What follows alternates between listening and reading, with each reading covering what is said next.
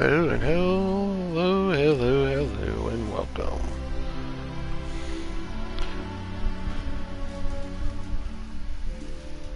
So, what's up?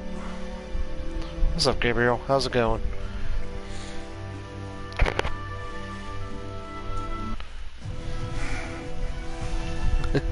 Purple Dragon, what's going on? So, let's see. New game, much better.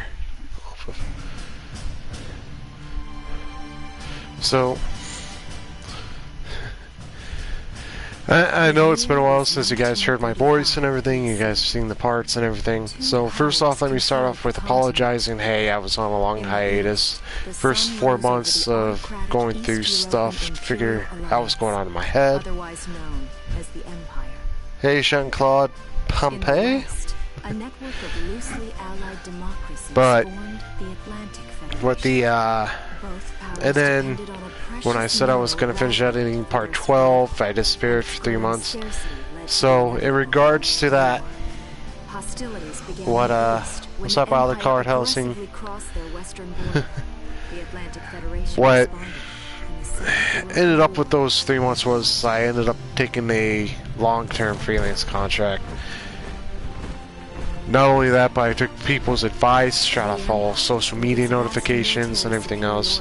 Matter of fact, it took the last few days for me to go through and through everything at the last community post I did before the last one. So, hey, I apologize for that.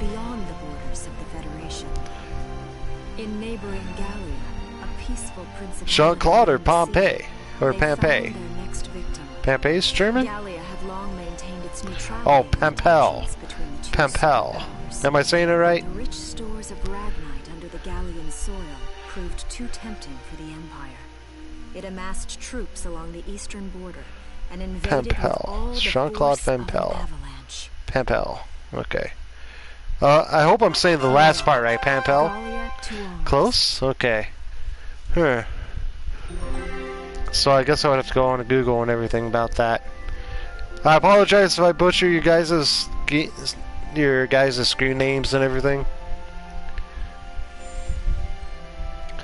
Hawaiian Built. What's going on, Hawaiian Built? But so where was I? Oh, but yes, I was on a freelance contract. And in case you don't know, most of the work I do outside of the tech storytelling and stuff like I'm doing right now, it's freelance work. The last freelance contract took about 3 months, but at the same time I also had to go back on a freelance contract that I worked on previously because, funny thing is, they tried to take me to court for legal reasons. Well, give you some insight on that. They try to say, oh, this guy's holding on to our data for our video game that we paid him to do and everything else. Luckily I had copies of the contract for it and everything else, but the contract that I gave him, I don't take freelance work unless I have a contract.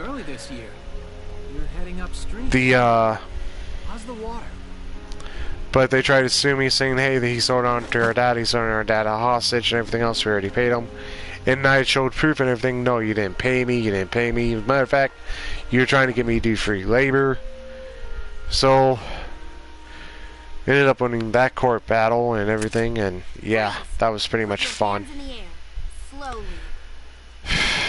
Actually ended up losing money on that, but hey. Now, as for the 4 months prior to that, I know that a lot of people were like, hey, 4 months to edit a video. Yeah, right, it's like, you know what, I understand, but it's like I was going through some personal thoughts right there. I mean, in one of the last Q&A videos, I was asked what do I think about the genders and stuff and everything else, and I tried to do a quick short answer. Because in order to actually answer that question and truly answer it, you have to go into a deep conversation about it. And that conversation is actually a two-sided conversation. Okay, because you have gender, which is what you're born as, what you can be born as. And then you have, well, correction, gender to what you can be born as slash what you can transition to, and then what you feel mentally. That's how it's a two-sided conversation. You can't just go off of and be like, oh, hey, this is how I feel, this is what I think, da da da. You can't just do that. So before I go further into this, this is Valkyria Chronicles, the first one. I'm not using this game as a political statement or to make political statements. Do not say that I am. As far as I know, Sega isn't using this game for political clout or anything like that. I'm just using this as a background video and background noise. That's all it is. So, with that being said, get into this two-sided conversation. Let's go with the first part, the gender, where you can be born as slash where you can transition to. Okay. Now, some of you are gonna hate me for this. Some of you are gonna like me for this. And then it's going to be vice versa on the other side. The side that hates me previously is going to like me, and the side that likes me previously is going to hate me. So just be forewarned. I hope I don't scare any of the subscribers off. I hope I don't send you guys away. But here's the deal with it. With the gender portion, let's stop and think about it. How many genders can you be born as? What are your chances of it? What's the number of genders you can be born as? Chance of being born as? Gunfire! Everyone keep your heads down. If your first thought is 2, you're close. If your thought is what's been coming out over the past 4 or 5 years, you're far off. Okay. Now then, as for the number of genders that you can possibly be born as, it's 3. Now then, before you get into a twat, get into a dizzy and everything else, calm down and let me explain. And the percentages I'm about to use might not be accurate, but it's close enough and it's the best way that you can do it. So, with that being said, okay. Aha! Yes, I see. Hawaiian butt. Yes, you're right. The hermaphrodite. There's a 49% chance of being born female, 49% chance of being born male. There's a 2% chance of being born as a hermaphrodite, or as they prefer to be called, intersex. Now, if you don't believe me, there's actually been studies done back in the 1940s on this gender. As a matter of fact, if you want to say if there's any gender that can clearly say that they're gender binary neutral, it's them. They're the only ones that can truly say it. Now then, with that being said, can that be expanded upon to another 2? Well, yes. Keep in mind, you can be born as male with 49% chance, female with 49% chance, and 2% with hermaphrodites or intersex. Now then, the third gender that I mentioned there, intersex slash hermaphrodite, is actually much lower of a chance to be born as that. But I'll get back on that in a second. The only way that that can expand upon is with the transitions. Transitioning from male to female, trans female, and transitioning from female to male, trans male. Okay. With that being said, there is unfortunately some things that I will be like, okay, you know what? I'm willing to call you what your gender is, what you want to identify as. But there's certain criteria that I think that should be met. Okay, for example, say you're a male transitioning to female. I'm sorry to say, if you have something extra between your legs, or if you don't go through the entire surgery, you're still technically male in my book. Now, once you do that, yes, you might not be able to give birth and whatnot and everything else. And before you try to say, oh, but they're trying to experiment on putting a uterus in males.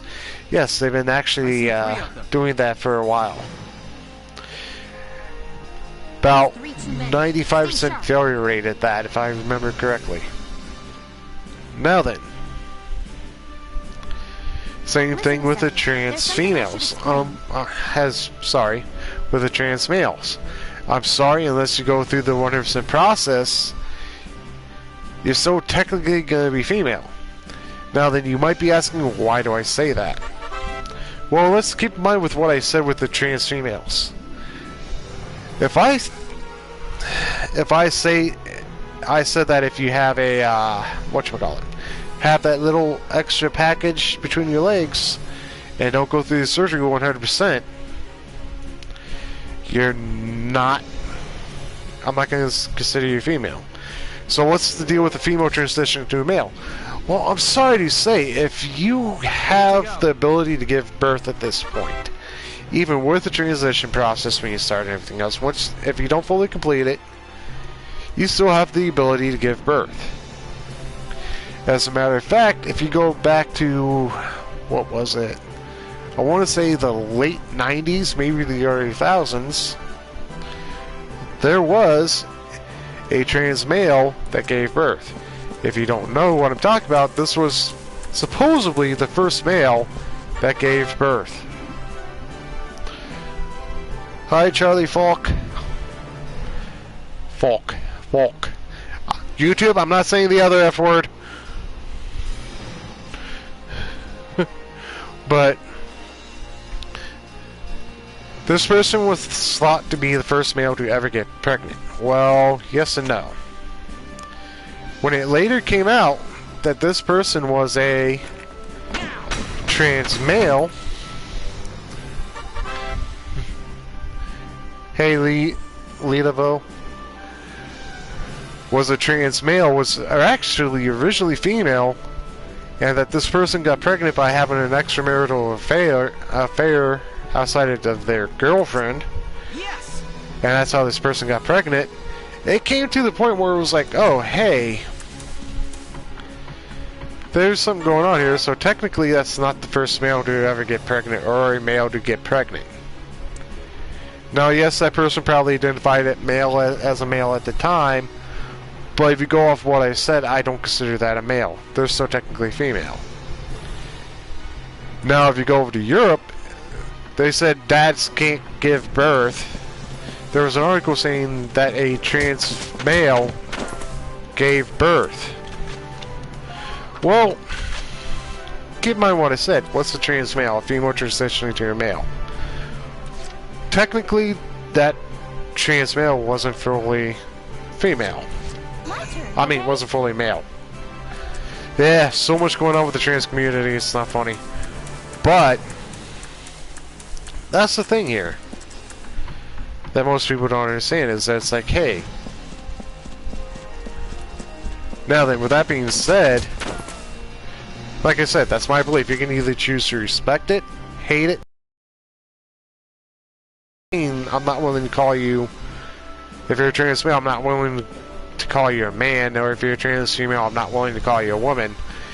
It's just that it's like, hey, if there's certain aspects that I find out that you still have that's of your prior gender, unfortunately, I'm probably going to go default to what you were born as. You might like it, you might hate it. I'm not going to ask you to respect, well, I would like to ask you to respect it, but I'm not going to expect you to, right? Now, with that being said, okay, main reason why I bring up the extra package with the trans females is because of the fact that it's like, unfortunately, there's a little side effect in the LGBTQ community. And the sad thing is that a lot of people aren't really seeing it. They're not seeing it, they're not realizing it, and they're not telling it about it. Okay, and I know this because, like, hey, even though I'm not fully a part of that community, I have people in that community. I know people in that community. I support that community. It's like, hey, you know what? There's some things that I can understand about that community. There's some things that I can respect about that community. But it's like with some of the stuff like that's going on with the community, I'm not gonna really be like, okay, hey, no. Now then, with that being said, the stuff that I'm seeing is I've seen trans females that haven't gone through the full surgical process, and they are hitting on the lesbian crowd, for example. And then when the lesbian crowd when someone in the lesbian crowd turns them down, it's like, but I'm a woman and everything else. It's just like, no, you're not. You still have that little extra down there.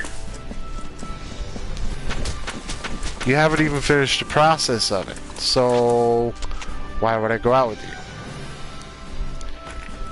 And that's the downside of it. Okay, you got people in that community tearing each other apart.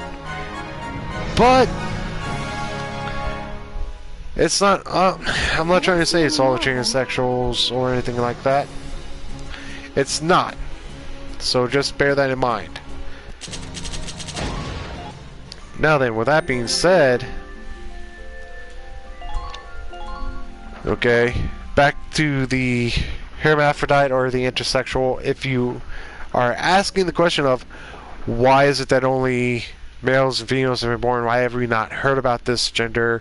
Well, that's because back in the 1800s, I want to say it was 1800s, don't quote me on that, in England, it was actually passed that a child will either be born as a male or a female. So, what ended up happening? Well, unfortunately, most of the time, whenever this type of gender was born, the doctors would look at what was more predominant. Was it the male portion or the female portion? Whichever one was more dominant, that would be the gender of the baby. And it's unfortunate, but that's what happened at the time. Now, fast forward to 1940, we started doing research on the intersex gender and everything else, and it's like, oh, people can actually be born at this. What's causing them to be born as this? What's going on? What's happening? It's, hey, the fact that we're finally fully fledging to now today that, hey, there's actually a third gender that you can be born as and everything else, there you go. That's proof that we're actually moving forward on some of this stuff. Now then, the next thing is the mental aspect of it. And this is where a lot of the whole, for example, the gender binary neutral stuff comes in my belief and everything else. If you identify as gender binary neutral, I apologize. I want to say I apologize, but at the same time, it's like, hey, you know what? This is the way I'm interpreting this. Because I'm reading some of these gender descriptions and everything else. And, like, for example, gender binary neutral, when I look at the description, you want to know what it's telling me? It's telling me your sexual orientation. That's what it's telling me. What follows is a record of this conflict, and of those who it's like, if you read it, that tells me you're bisexual. Okay? I mean, if you don't like it, again, I apologize. That's just my view. But I'm not gonna go through using third-person pronouns such as they, them, they're, just to identify you.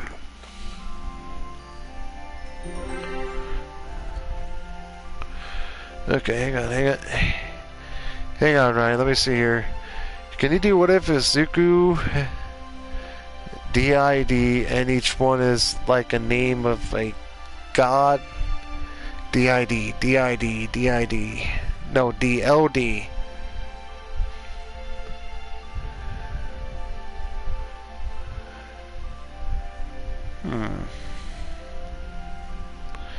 Izuku, Demon Lord Devil?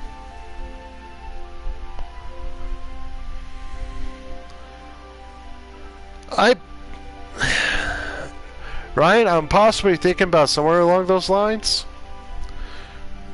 With a story like that. With a series like that. But I don't know what DOD stands for. I would have to look that up.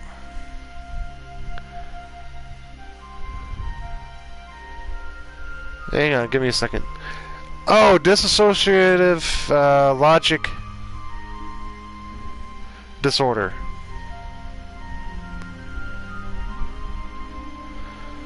Now I remember. Yes, okay, now I remember that conversation, Ryan. I remember that now. Just took me a second to remember what DOD stood for. Yep, DID. Yep, dissociative identity disorder. Okay, there we go. I have been thinking about something like that. I don't know when I'll do it. Okay. Seeing that old mill spinning again, but makes it feel like home sweet home.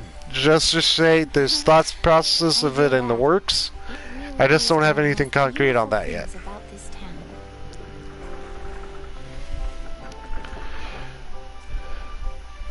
Now,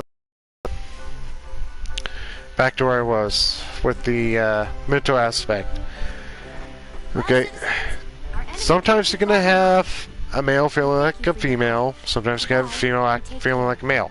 I understand that. Guess what? Again, that's mental aspect. Okay?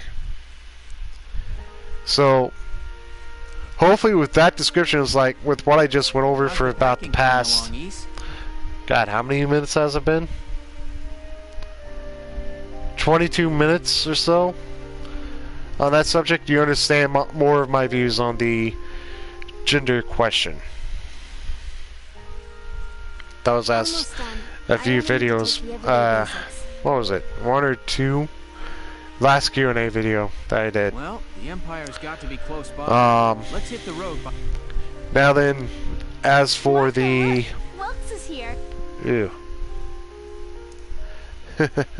Oh, welcome back, Welkies. What was I thinking of? I mean, back to the 4 months of why I was going through that mental thought process, I should say. Oh, hello, Alicia. What brings you here? There's a lot of things I can find out, and a lot of things that came out with double standards. Okay. I mean, there are things where it's like, hey, you know what, I understand. People want to stick up what they want to believe in. People want to do what they want to do. Okay. Now, but however, forcing stuff on kids is not the way to do it. In my opinion. Because here's the thing. Kids are going to grow up. They're going to learn. They're going to go through things. They're going to figure out what's going on. Okay? They're going to pick what they want to choose as they grow up. They're going to pick what they want to believe in as they grow up. I mean, when I was a kid, I was big in the Christian faith. Okay, seriously, Martha. Enough with the Welkies already. Okay. Read after... Thank you, Ryan. Now, what the deal is that a lot of people are having issues with is that it's like currently there's teachers saying that children are transitioning in grade school, they're hiding it from the parents and everything. To me, that's just wrong. No, you shouldn't disassociate the parents with it. If anything, you should involve the parents. Okay? Because I mean, like, who's going to be there for the kids when they go back home from school? The teacher? The school staff? No, it's going to be the parents. The parents have to have an understanding. And for the parents, I'm sorry to say this, I can understand wanting to be buddy-buddy with your kids, but you need to be parents. Okay? You need to have this understanding that it's like, hey, you know what? They might change their minds in the future on this. They might not. I can take care of the rest of The point is to let them grow.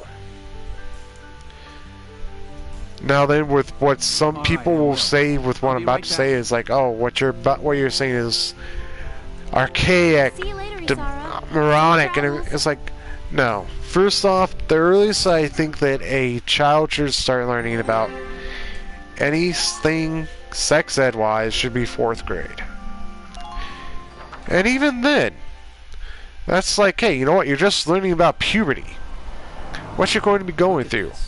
And that's per gender. Now then, if when they're in 5th grade you want to reinforce it, you can actually have the 2 genders together and talk about them and have them learn about each other's changes that they're going to be going through. I say this because it's like, hey, you know what? I went through it. But yet I had my parents telling me about birds and about the birds and the bees.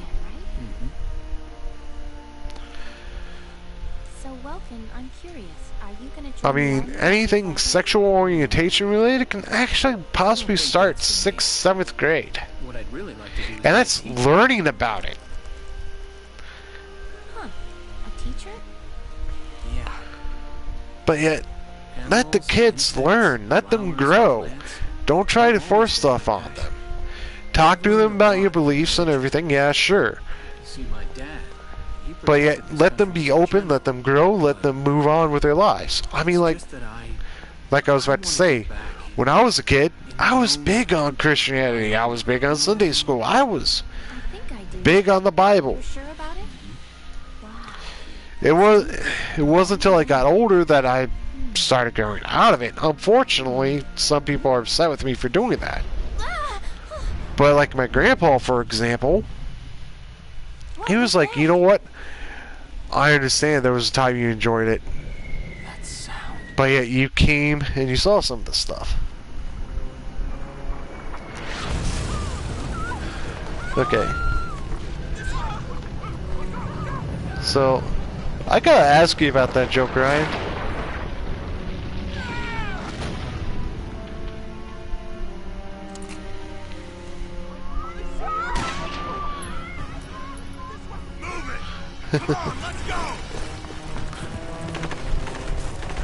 I gotta ask you about the joke. You gotta post that joke sometime for me. If you can do it here, go ahead and do it. I'm not gonna mind it. I don't believe it. The mill. But Miss Melchior, the Imperials my grandpa are attacking. There's a squad of them in town right now. actually came up and he's like, hey, you know what? You're growing, you're learning, you're trying to be your own man. You're trying to be your own person. I understand it. They must be at Mill Plaza. Now, it wasn't until years down the road when my dad, my stepdad, my dad, the man that raised me, went minister on me. And I mean, like, to me it seemed kind of unfair because he did it with the,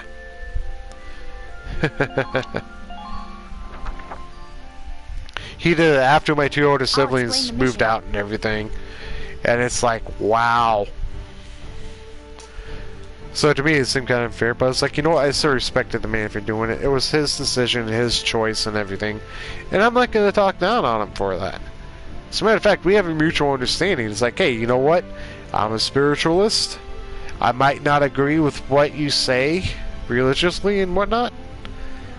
But it's like, we at least have an understanding. It's like, hey, we respect each other's choices. And if that's not saying something, man. Okay, let's. And the funny thing is, this is a man that is willing to have Sunday breakfast with people that of the Muslim faith and sit down and talk to them. And they don't talk about religion. They just sit down and talk. Around, I get it. Man should at least... But that's the thing. That's what I'm trying to get at. There's people that have different views, but yet they still respect each other. Now, what's going on across this country, and what's been going on over the past year or so, is that you have one side saying, "Oh no, this side's completely Here we go. crazy. This side's completely nuts." Well, no, it's like, hey, what we're trying to do is being like, hey, let's take the right for example. Not the extreme right, but the right, the mid-right, the low right, and then the middle leaning right, for example. They're like, hey, you know what? We're willing to let some of this stuff be taught in schools, but yet there has to be certain ages. There has to be a certain age group to be targeted. You can't keep stuff from parents. The extreme right, of course, is like, oh yeah, no. It's either you take this all away or nothing. Well, hey, unfortunately, extreme right doesn't want to compromise. I understand that. But it's like the majority of the right is willing to compromise.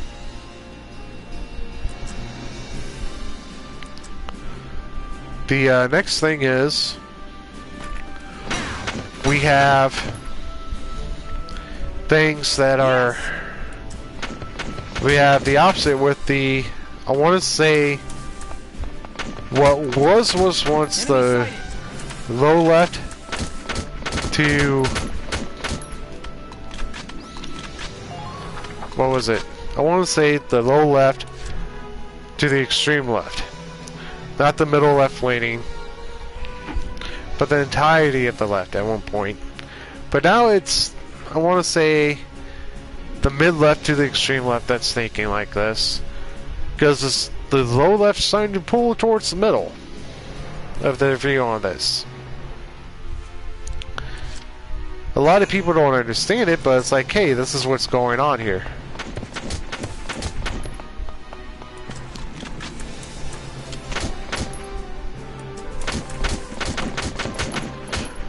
Now,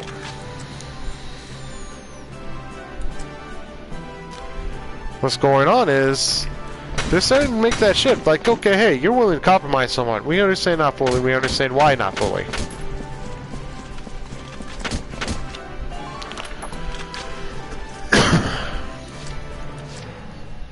Moving out. Now, with that being said, it's like, what can you do? Well, it's gonna be dead with that grenade. You can either try to compromise, or you can just ignore them. And I want to say, the mid to the extreme left is like, oh no, we don't want to take compromise. We don't. You're either gonna give us all or nothing. It's understandable. But it's like at the same time, you're trying to push stuff on kids, you're trying to force stuff on people, and yet there's stuff that's coming up scientifically, both in the psychology, and the genetics department about this stuff. And it's like, you know what, if you're not willing to do stuff, or if you're not willing to listen and whatnot, or you're not willing to test for it, you're not willing to see stuff, you're not willing to compromise, you're going to turn a blind eye. That's what a lot of people aren't realizing.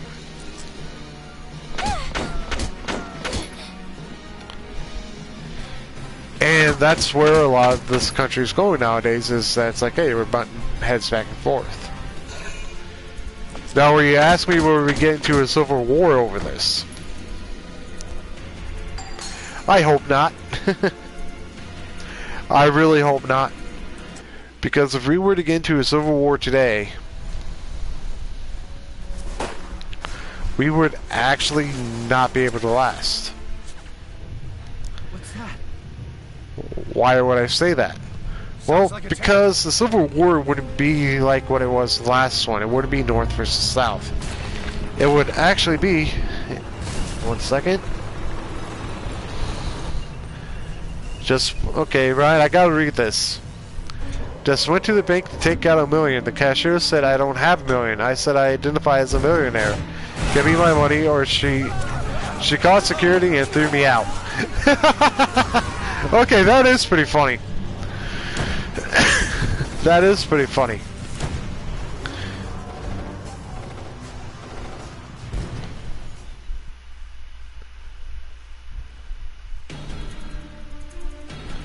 Hey, that's a good joke, and it is a good example of what's going on nowadays.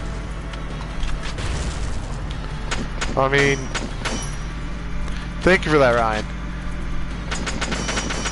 I mean, I didn't know there was a joke like that on TikTok. And I'll be honest, after the, I found out that some people are looking to do stuff on TikTok and paying people to say stuff on TikTok.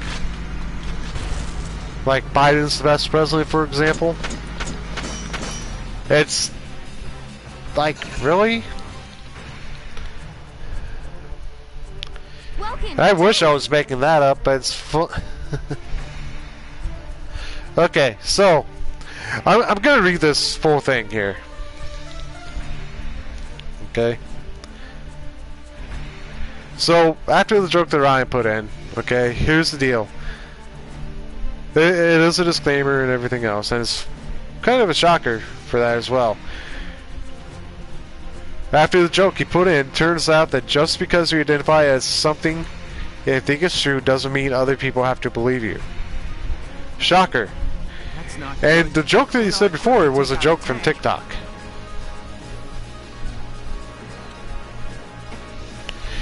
Did I do good there, Ryan? Did I misinterpret anything?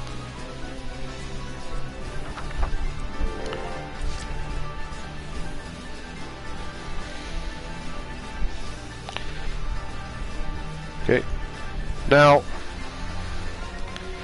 Ready to go. Ryan, I'm not going to say I speak for you, but that was a pretty good joke, and the fact that it came from TikTok, I'm quite surprised.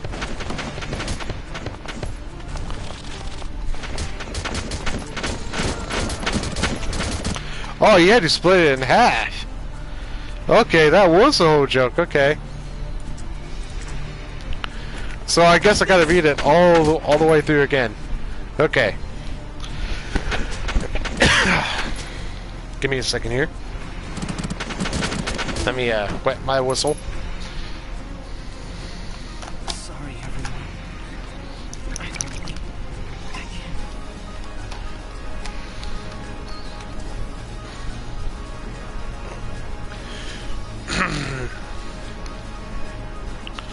So,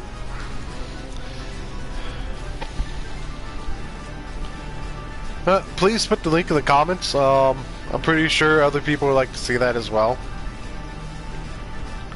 But I just went to the bank to take out $1 million. The cashier said I don't have $1 million. I said I identify as a millionaire. Give me my money. She called the security and threw me out. Simply stating, turns out that just because you identify as something and think it's true, doesn't mean other people have to believe you. Shocker.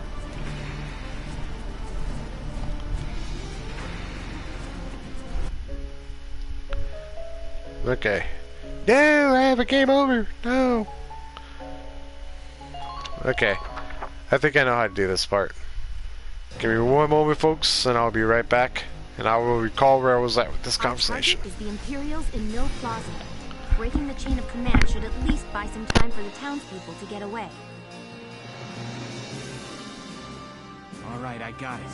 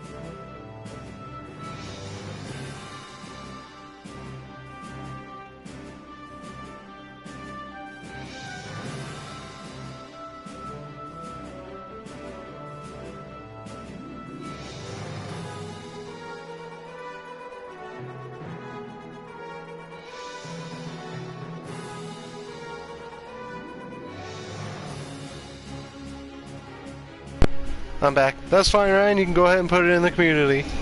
I'm not gonna... Just like that. Here we go. But...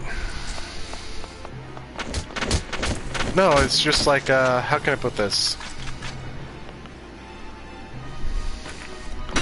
Where was I?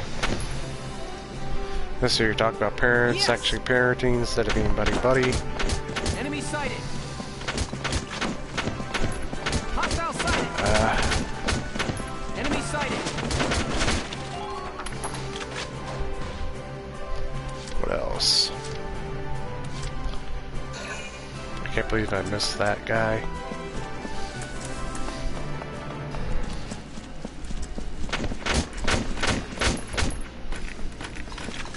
He doesn't have a grenade.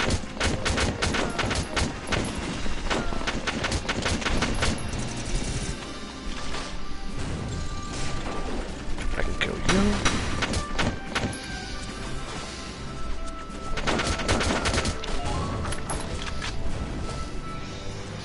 Okay. Now, I'm trying to remember where I was at. Parents.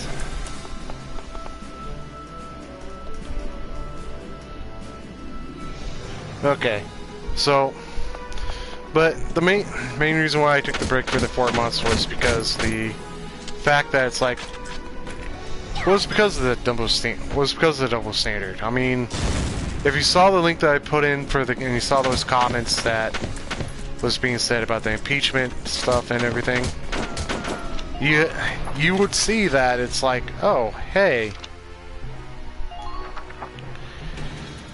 There's a lot of people with different views and everything else. For example, even though Trump wasn't convicted, he wasn't impeached. In a sense, some people were saying, well, at the same time, it's like, oh, no, he got impeached the moment that the what was it, the Senate decided to impeach him and voted to impeach him.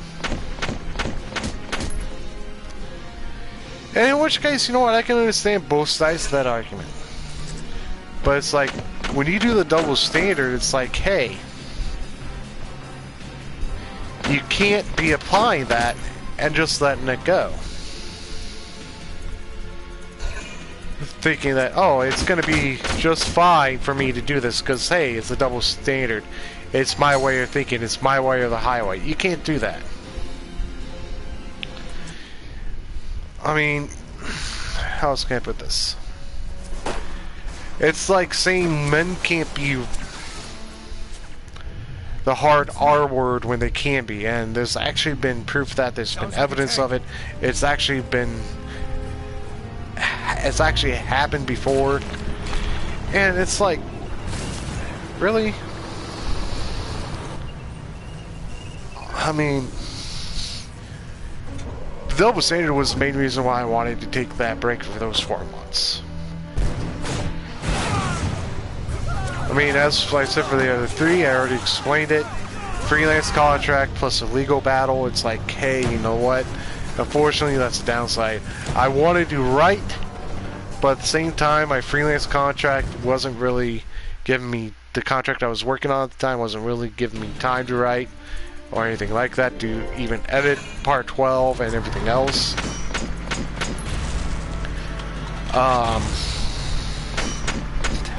It sucks.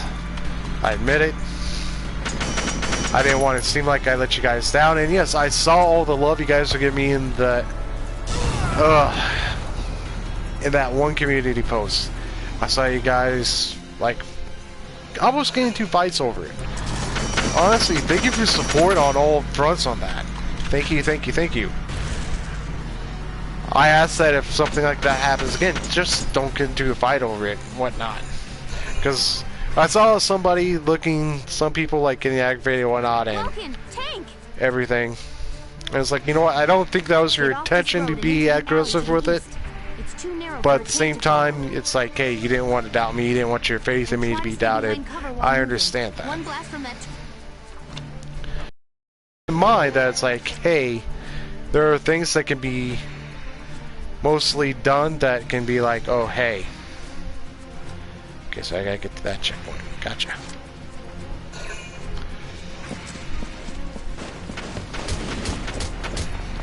So, just keep in mind, I don't mind you guys debating in the community. I don't even mind you guys talking or even having a small argument. Just be respectful, and that's all I ask. Now then, the next thing I want to talk to you about is within the last preview video, the Brawley preview that I see some of you are loving.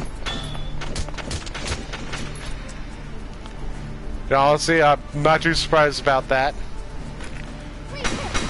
What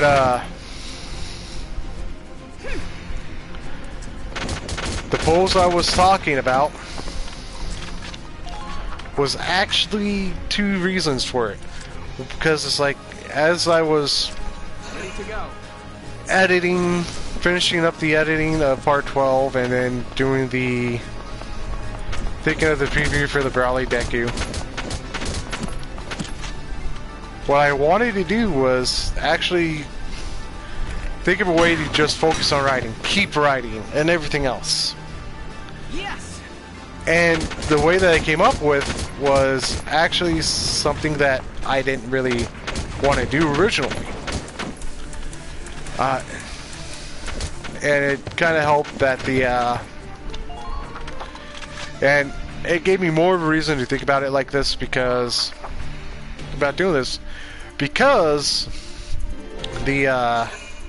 someone's like, hey, I will donate $50 to your channel just for the next part.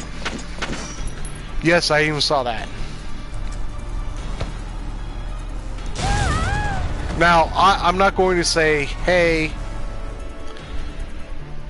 go ahead and do that. That's not what I'm saying. I would never ask you to donate $50. Okay?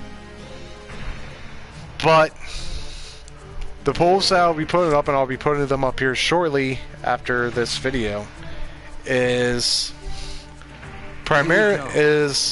essentially about me starting a Patreon. Okay? Now then, the reason why I'm saying two polls is because Looks like we shook him. What are you doing from here? when is another video? Are you Ryan, if you're referring to part 13, I will be releasing that on Tuesday. I am finishing up another preview video real quick, and while working on part 13. If all goes well, I should have that part 13 done for Neglected Oni Deku on Tuesday. Now then, but back to the polls, is if you guys want me to start a Patreon. We'll try to. Okay. Now then, Be careful out there, Rocky. unfortunately, I would have to say for this to be like, oh hey, I would need like a 50% to actually start the Patreon. At least 50% to start the Patreon. And then the other thing would be the amount. That would be the other poll. The other poll will be, what's the amount I should ask for?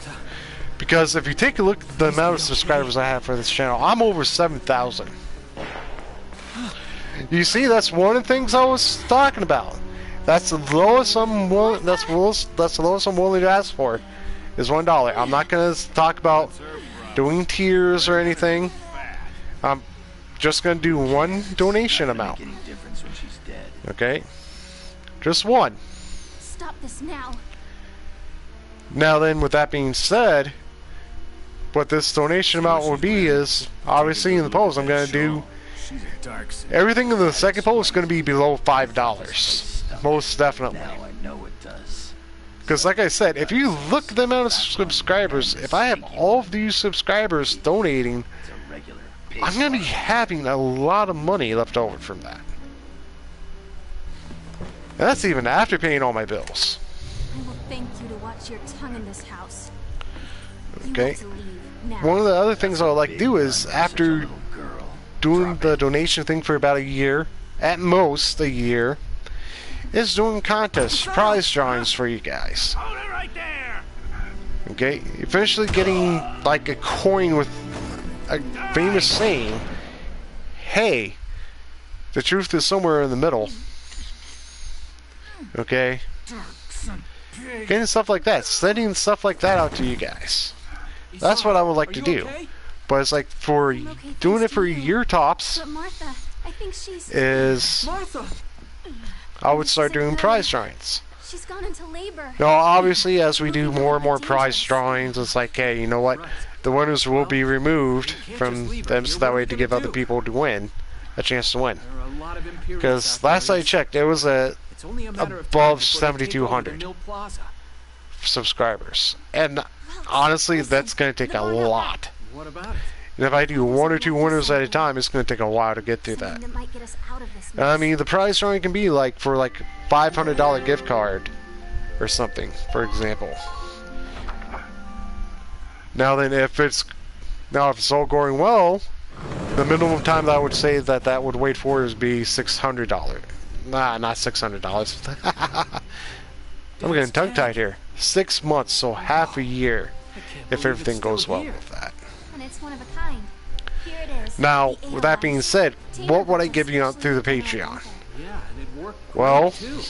So it's just been unfortunately, the only thing I can give you at this moment in time is my storytelling. In case of Not through emergencies. YouTube. I enrolled in a maintenance So, class given by the military. I wanted what to I'm be able actually to thinking live about doing as well is actually starting, if this goes through, That's only a it's actually class. starting writing my It novel. really didn't need much. Hardly any alterations at all. Okay? I just And feel what I like can the do new with turbine engine, that it thought really process improved is on at the least powered once a away month ship. upload a chapter of the novel that I would be The writing. Edelweiss is field-worthy. Its firepower and mobility Okay. are more than a match for recent models. Now, as for the ideas, I'm still hashing it out. I'm still writing an outline for the novel. I'm still going Wells, through stuff. You took the armored vehicle course, didn't you? Yeah, Okay? back in high school. Once. But We'll bring Martha here. what I would want to She'll be do safe is, inside the tank, once I start the and we can Patreon, move to a better have the location. first chapter of the novel out, Just leave the drive have it to up me, there. okay? You guys start All you have to donating, do is and it's give like, hey, the for orders. $1 you get it. For $1 at the lowest, you get a chapter of a novel for free. And then once I'm able to get this book published, you guys already have a digital copy of the novel. So why would I? We ready to roll? Why would I? How can I put this? Engaging engine. The Edelweiss is ready for deployment. Why would I ask you to buy my novel when you guys already have a chapter of it? You guys already paid for it, in a sense. Here's the plan. We're gonna pick up Alicia and get The out only of other town. thing I can think about doing with that is like, hey, All right, Edelweiss.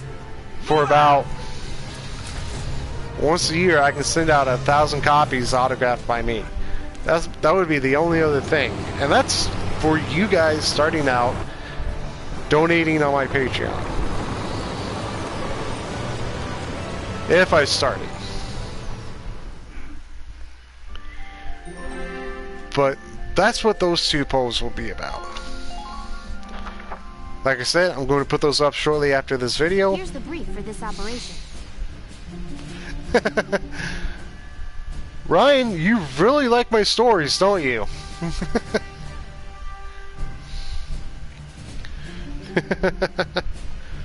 But hey, thank you, Ryan. I'm glad to see that you love my stories.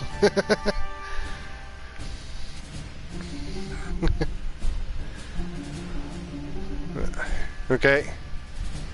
And yes, you are one of the people that I saw the motivation for me to keep writing and keep going and everything else. Thank you for that, Ryan, as well. I did see your post. There was also a show blast and everything. And other people. But where was I? Oh yes. Back to the Patreon. Again, the polls will be out after this live talk / Q&A session. Some of you might be asking why I'm like using Factory Chronicles. It's like, hey, you know what? I'll go over that in a moment. But All right, let's begin. it's We've like, got to start hey, from here. this will give me a chance if you all agree to it, and you all agree to it, and if you all donate, and if you all keep me writing, it's like, hey,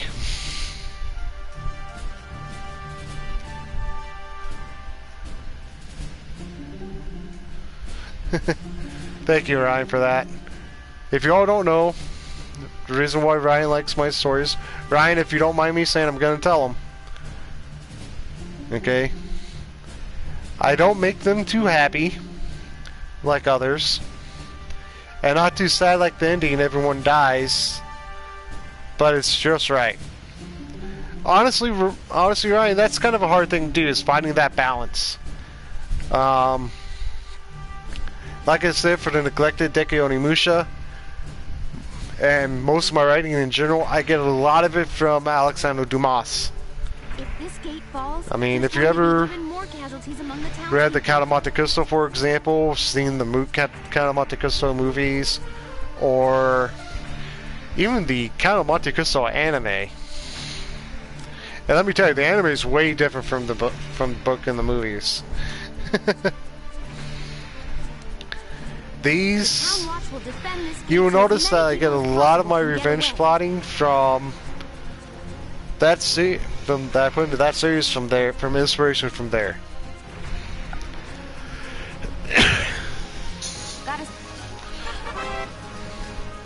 And I mean, like, the main character in the Count of Monte Cristo, I'm not gonna ruin it for you. Let's just say he does a lot of planning just to get his revenge.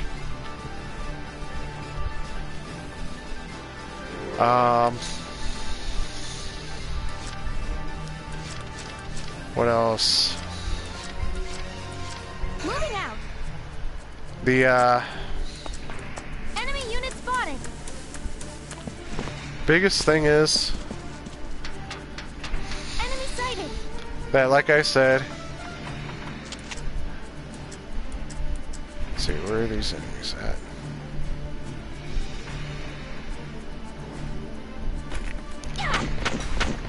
There's one.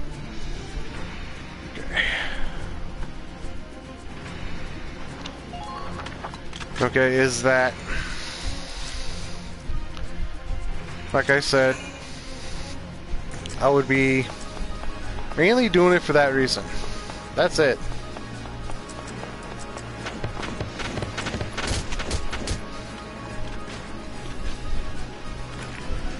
But yeah, you guys will keep me writing, or keep me from taking, I want to say, fewer, if not no freelance contracts at all. What I mean, like,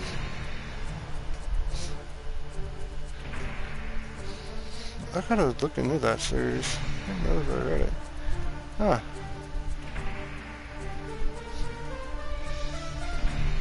Okay.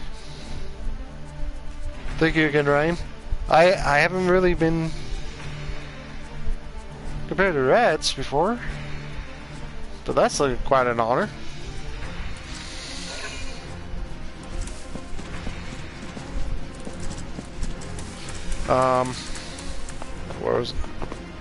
What was I thinking of?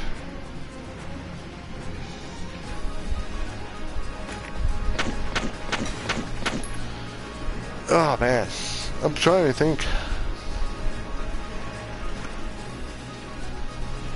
Okay, so it was a one-shot. Okay, I gotta look into that. Because I can't remember if I read it or not.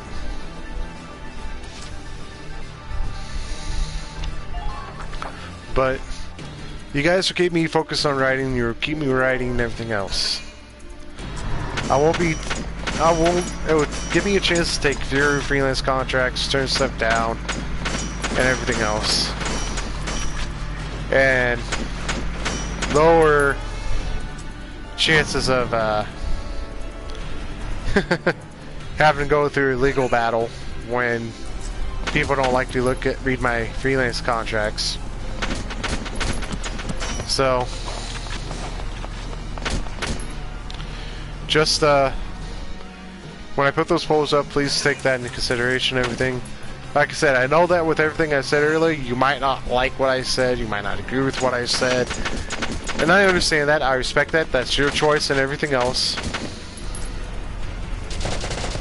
And I'm not gonna demean you for it. I'm not gonna dislike you for it, I'm not gonna... I mean, each and every person has their own perspective, each and every person has their own feelings for this stuff. And it's understandable.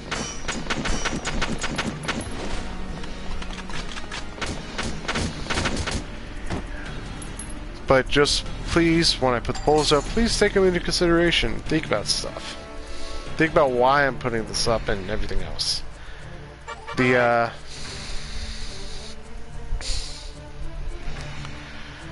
then, with this, why did I choose Valkyria Chronicles? Well, hey, you know what? It's been a while since I played the game. The last time I played the game was on the PS3. Well, no, that's not completely accurate. It's been a while since I played this game, and even on the PS4. Now, I like this series. This is a good game series. There's Valkyria Chronicles, Valkyria Chronicles 2. Now, obviously, Valkyria Chronicles 3 never came out stateside. I wish I had a chance to play it. I would have to see if I can try and get an emulator for it. I can do play it and everything. But there's also Valkyria Revolution and Valkyria Chronicles 4. I still haven't beaten Valkyria Chronicles 4. But that's it in a nutshell. Right there. This is a good game series. Yes, Ryan, I have tried Resident Evil. I'm not going to say Resident Evil was a horrible game series. Now, if you're talking about Resident Evil, are you talking like the older PS1s? Or the remakes that they're coming out with nowadays?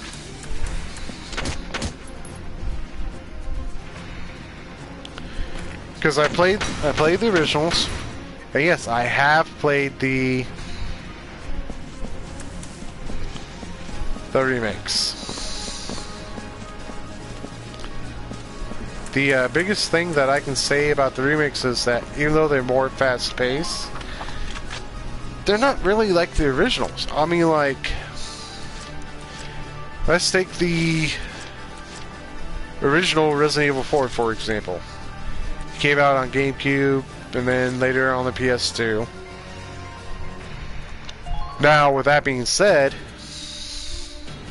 okay, what you have here is, quite honestly, with the remake... No! If this keeps up... I haven't played the VR one. But I have played the remake of 1 that was originally made for the GameCube, as well as 2 and 3. Now then, the remake for 2, oh boy. That one was actually pretty good. That one actually took the cake for me.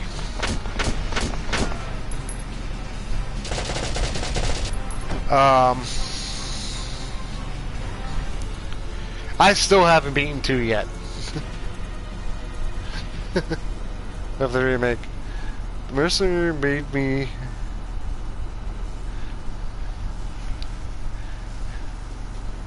The Mercenary mode made me mad and I killed him. Wait, the Mercenary made me mad and I killed him. Okay. I'm trying to think of the Mercenary.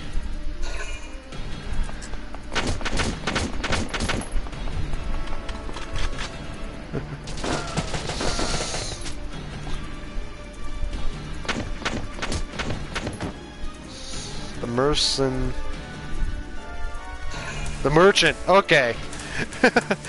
Can you even kill the Merchant? I don't know if you can kill the Merchant. I know people have tried. I'm like, even when that was back on PS2. Oh, it is in VR, okay. Here we go. The tank should be able... You see, I haven't played that in VR.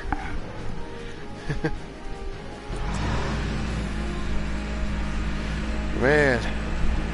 Enemy sighted. Now, the thing that surprises me about, You have a tank? you shot him with your shotgun. Switching to... I would have to see if there's a video of that out there somewhere, just so I can see it.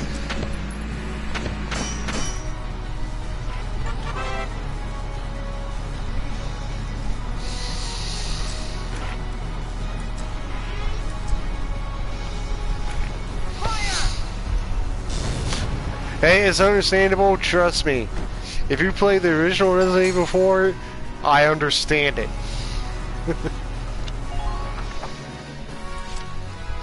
I mean, even the one on GameCube, people wanted to kill him.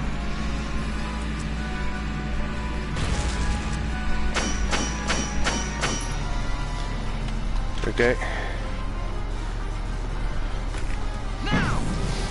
But no, Valkyria Chronicles, the game series, is pretty good. A lot of people that played it on the PS3 loved it because the story, the RPG element that you can get from the tactical Entering combat. interface and everything. It's good that you've been playing those Resident Evil games in order, trust me. Now, if you're asked, but I know I'm getting off topic of Valkyria Chronicles, I'm sorry people. If you ask me what the best Resident Evil game there was out there, it's actually a toss-up between two for me. Yes, we stopped it. Nice work, East. And I say it's a toss-up between two She gave birth. because you can't. They're both... Good. That's fantastic. Now let's stay sharp as we head out of town. Yep. The Wesker Sun camping portion of Resident Evil 6 can be a bit difficult. Have fun running through China. Oh wait, that's the last part. So I already did the run through China. Now, with that being said, like I said, the greatest Resident Evil games that I thought were the best. Resident Evil 0. Because it actually gave you a chance to play as Rebecca Chambers.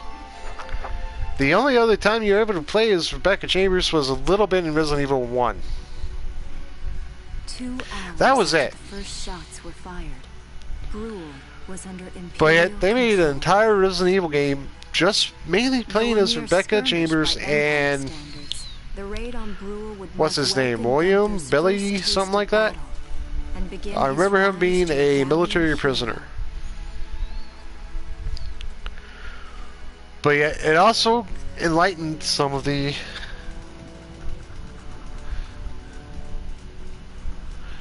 well, good luck with that. Hopefully you can do it. Alicia.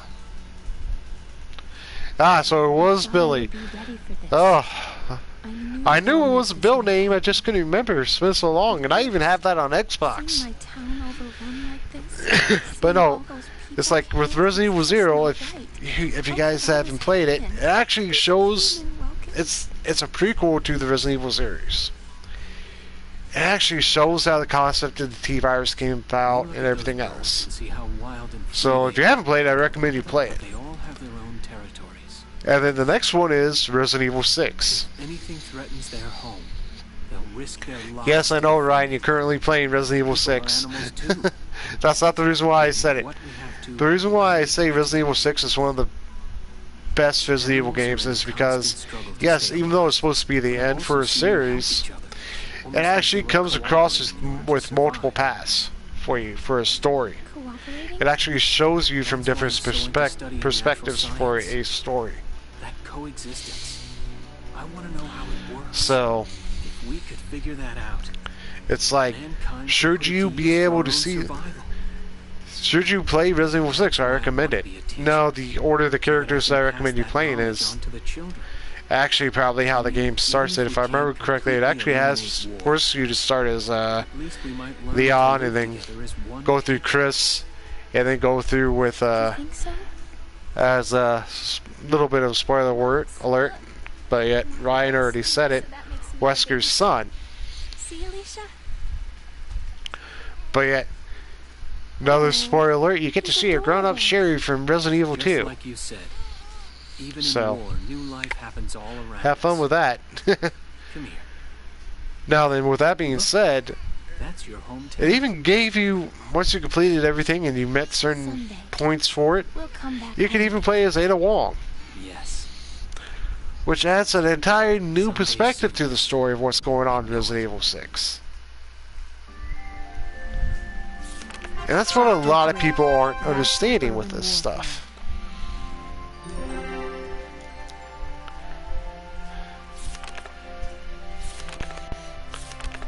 So it's like, hey, just take your time, go through it, play those games. 7 and 8. Ooh. Being honest, from a first-person perspective of 7 and 8, it was interesting because it was a first-person perspective. That perspective hasn't really been done. Well, I should say hasn't really been done properly since Resident Evil Survivor. Okay. If you don't know what Resident Evil Survivor is, Resident Evil Survivor was actually a spin-off for the Resident Evil games on the PS1. It wasn't really well known because not a lot of people liked it. It didn't get a lot of good reviews because people didn't like the gameplay for it. But it's like if you were a fan of this Resident Evil series, you played it. Chances are some of you folks know what I'm talking about. Now with Resident Evil 7, I'll be honest, I did not have jump scares like that in any horror video games except for 7. 8, it was kind of interesting. I haven't fully played 8 with the new DLC. But from a first-person perspective, it is pretty... I like the fact that it's like, hey, it gives closer to 7. But it also shows up in... What 8 shows up is what actually happened in 7 and what the main character actually is. Because it's just like, if y'all have played 8, you know Lady Dimitrescu. I did not simp in 8. I did not simp in 8. I'm sorry, I did not simp. Nope. Granted, I will say this for villainous, I should say, for villainous that they did in Resident Evil 8. It was pretty... Dimitrescu was actually one of the best. Dimitrescu and her daughters were the best.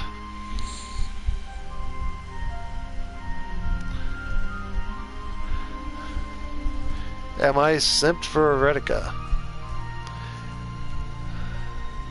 Are you saying you simped for Rebecca? Or are you asking are you simped for Rebecca? Because I can't ask you that. I can't answer that. Oh, okay. So, it's... I mean, if you want to simp for a video game character, go ahead and do it. That's fine. I mean, like... Hey, I'll be lying if I say I never had a video game girl crush, okay? I will be lying if I said I never did that. So you gotta keep that in mind. So... But it's like with Resident Evil 6, from, what was I, 8? It's like... As I was saying, did I find Dimitrescu and her daughters as some of the best villainesses in that game? Yeah. So...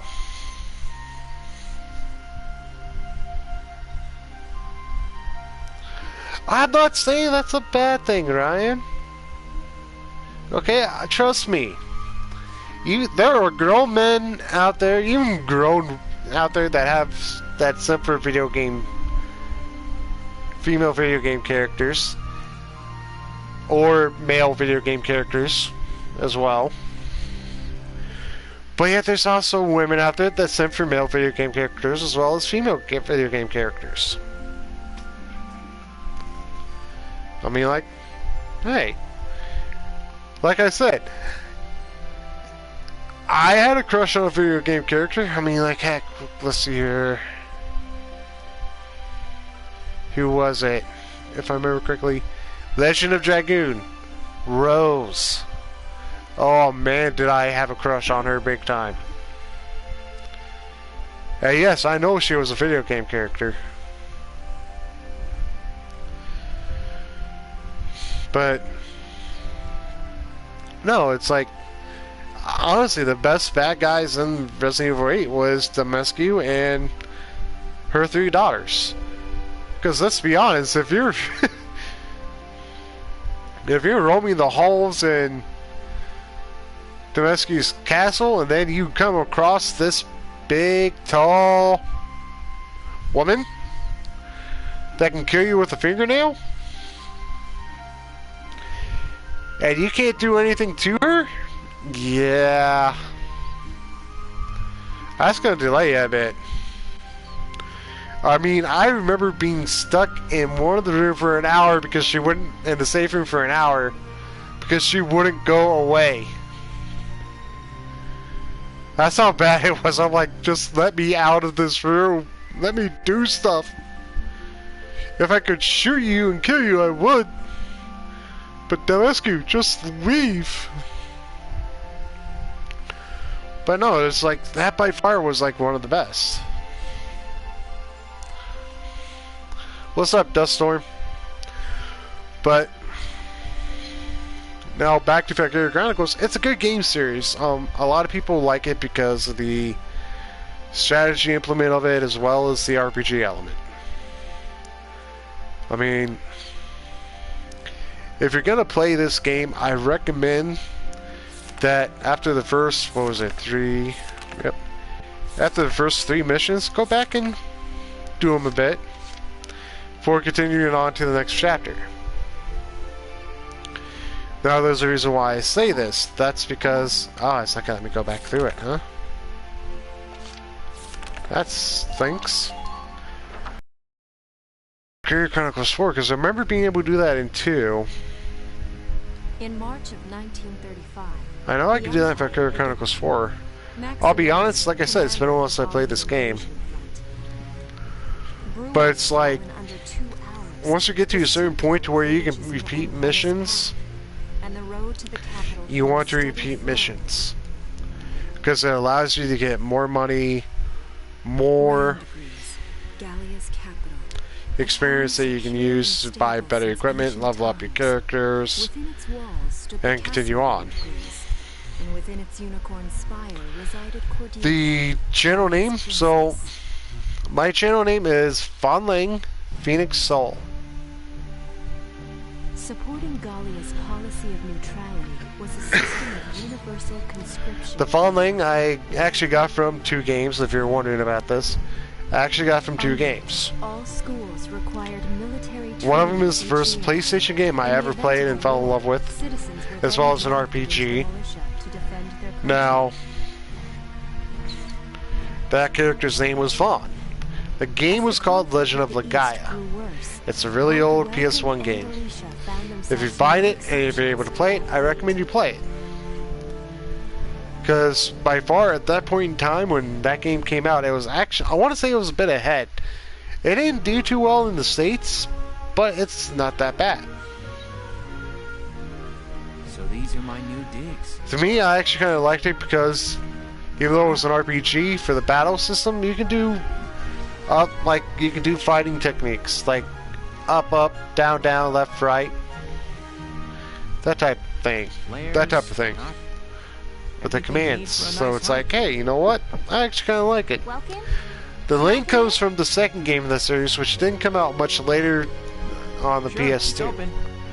Unfortunately, that one kind of nosedived as well. Oh, you're already changed too. But I would say I kind of blamed that more on the developers than the story of the Look game. good, actually. And the Phoenix Soul, I've always been a fan of Phoenixes and Dragons. So, Let's take a look. a lot of people compare my attitude, my mentality to Phoenix and a Soul.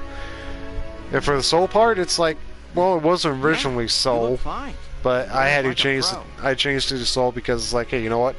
The Soul is forever. It's forever changing. It's forever evolving.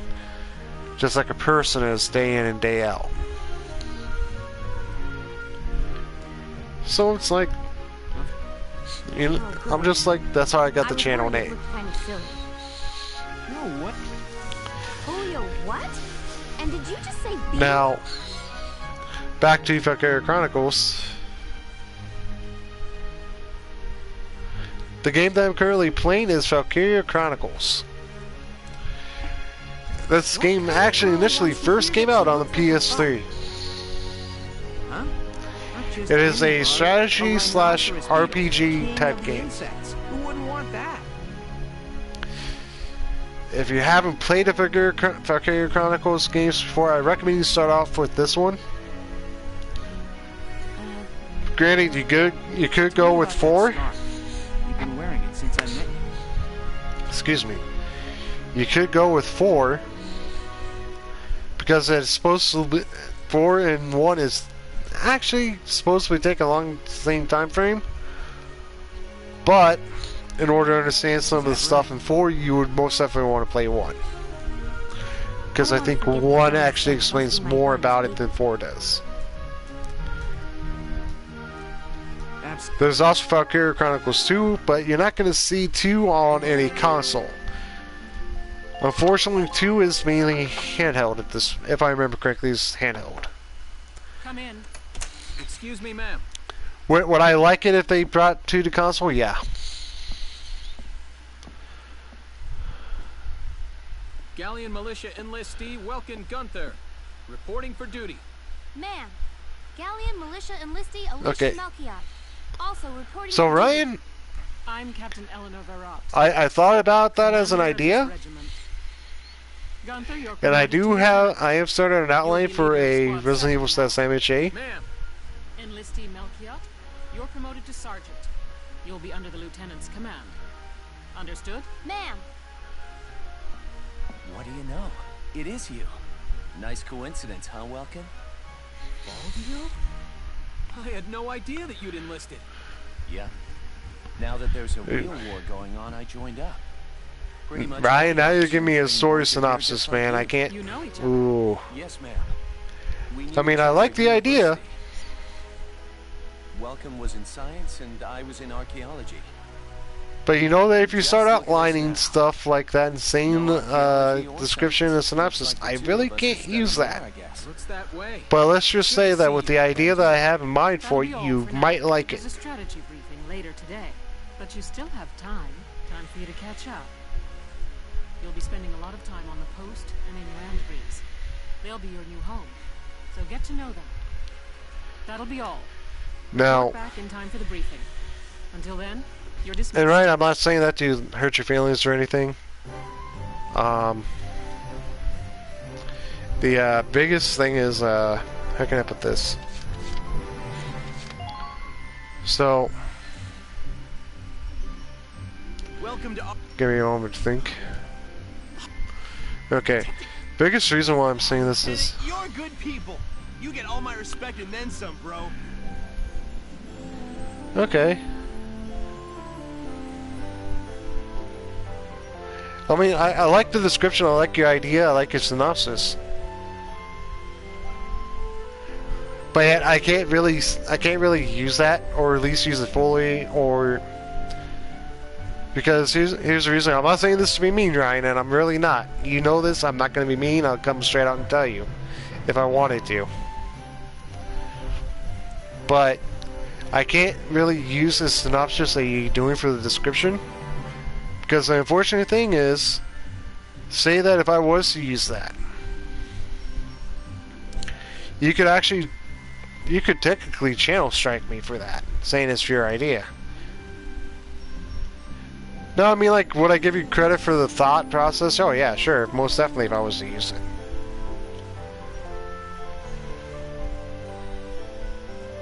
But yet, if I do use it, I most definitely will give you credit for it. But at the same time, it makes me kind of iffy on it because, like I just said, you can come out and challenge strike me on it. But am I saying it's a bad idea? No, I'm not saying that. Like I said, it's a good synopsis. It's a good description. It's good for an outline of one. And I mean, like, heck, if anything, I would like to see you write it out. But if you want me to write it out at some point, I probably will try it. And we can see where it goes. The only thing I ask is that if I do, please don't channel strike me. That's the only thing I ask, Ryan. Now, what's going on, Leon? I can hear you from clear with that across being the hangar. said, now I thought of a Resident Evil and a My Hero Academia crossover, and I have started an outline for it. I haven't finished that line. Okay, as in, if I do it, you won't channel strike me? I'm confused, Ryan. Ryan, you're confusing me. I'm worried.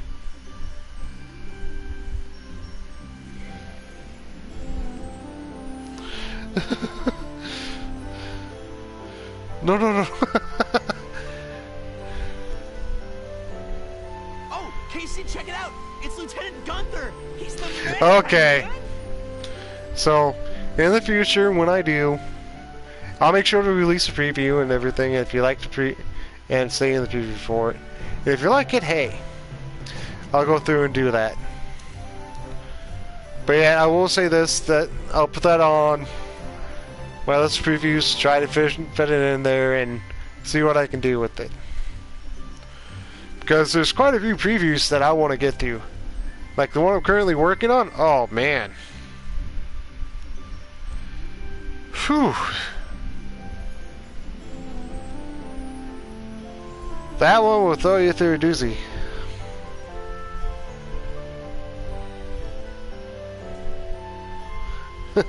Thank you, Dust Storm.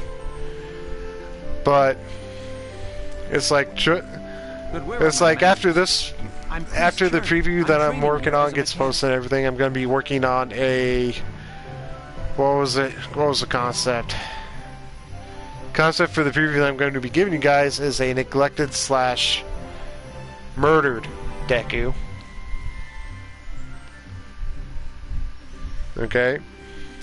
Don't freak out, Deku doesn't actually die in that series. But just call me Leon, bro. I'm your boy. But it was inspired by Tekka Texting stories, so if you haven't seen their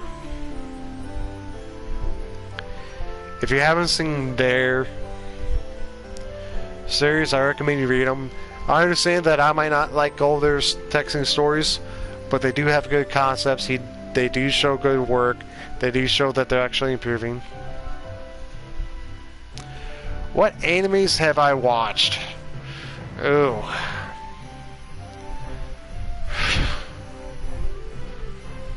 Well, if we're talking about first animes, So, Lieutenant Gunther, what I would brings have to say you that the working first on weapons animes that I've ever watched and equipment? was Ronin Warriors, or in Japan known as Samurai Troopers.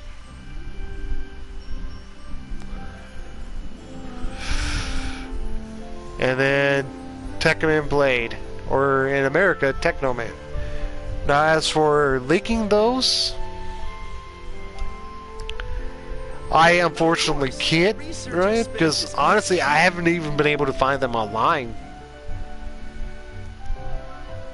Not a lot of people know those With rifles two and under anime. fire, you won't have to worry about making I mean, what's the weapons. longest running anime series you know of right now? In which case, if you stop to think about it, it's the Dragon Ball series. That's the longest running anime.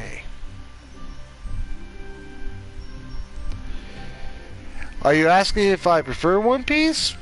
I think One Piece is a good, funny anime to watch. For tanks, you can upgrade the baseline performance of the body itself. Would I say it's the best?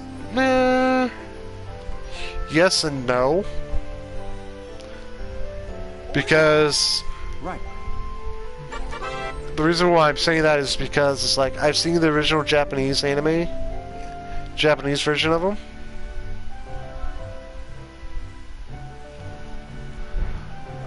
Oh.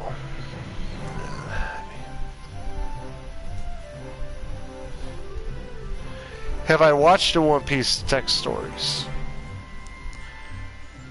I've seen some of them. With the, especially with the My Hero Academia ones. Some of them are good. And then some of them, I don't know what the original creator was doing. Like, they were all over the place. Like, for example, what was it? What's the channel name? I believe it's War Texting Stories. It's either War Texting Stories or Schooner Texting Stories.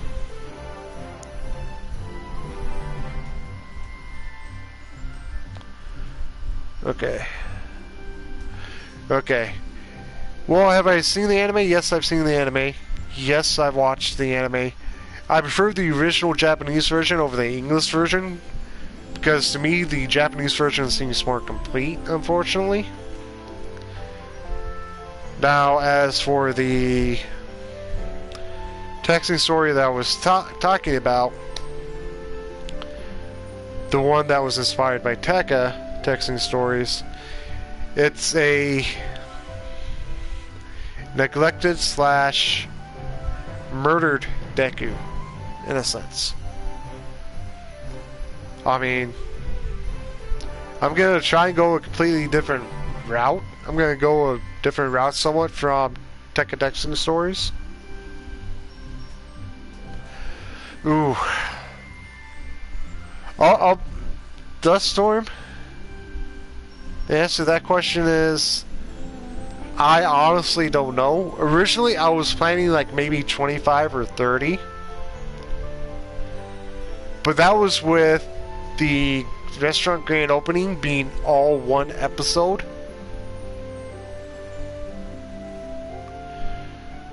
Okay. Now, obviously with the fact that I split the grand opening up into not only one, but 3 episodes, 3 parts so far, and it's still not done, but it's close to being finished with the grand opening portion. And I'm looking forward into maybe going into the USJ within the next part or 2. Oh man. Like I said, originally I was maybe looking for like 25 or 30 parts to it. But I'll be honest, I can't tell you how many more parts it's going to be in the Onimusha Deku.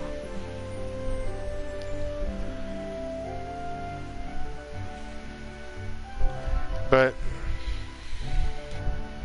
back to Ryan's question about the texting story for the preview. 2-season series. I am possibly thinking about making a 2-season series. But if I want to do that, I want to actually find a good break portion into it. In which case I might have found one if I do that. And that would actually free me up to focus on Fill and Rehab Deku, as well as starting a possible another series. But let me finish up with Ryan's thing real quick, and we'll continue on with yours, okay, Duststorm? So, back to the neglected murder Deku. I'm actually trying to go somewhat a different route from Tekka texting stories. Okay? In which case, the pictures I'm using for the character, if you haven't read the manga series, don't be too surprised with who I'm using as the basis for the character picture for Executive for it. But yet, if I have to say, if anything, this one would actually fit perfect for the series.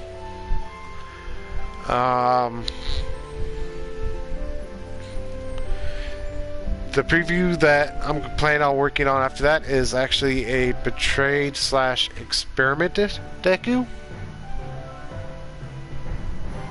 And then another one, the next one after that is a betrayed / return Deku, in a sense. Now, the betrayed experiment and the betrayed returned channel. Are you talking about my channel, Ryan, or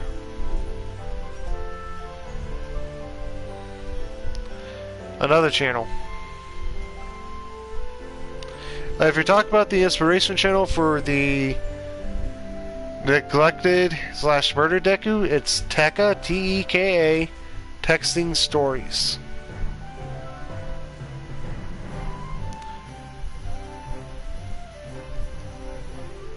I mean, I understand that there's some things you might not like about some of his texting stories, but yet that doesn't mean that he doesn't have good concepts. That doesn't mean that they don't have good concepts. Or anything like that. But they do try their best and they do good work. Now, where was I? Oh, okay. The two previews, I was talking about the previews for Betrayed Experiment and Betrayed Returned. For the Betrayed Experiment and the Betrayed Return series, those will actually be taking place somewhat in the future.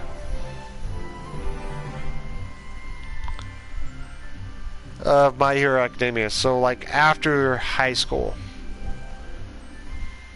Though they might start during the high school years, the main stories will be taking place after high school.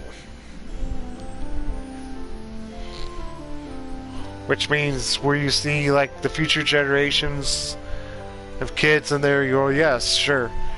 That's actually what it means. I'm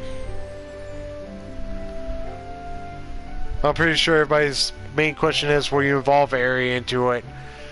There is a possibility of involving Eri. As for how, I don't know exactly, so I couldn't tell you right off the bat.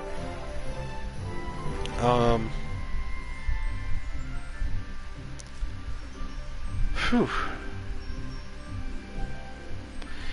You guys got me flapping my gums so much.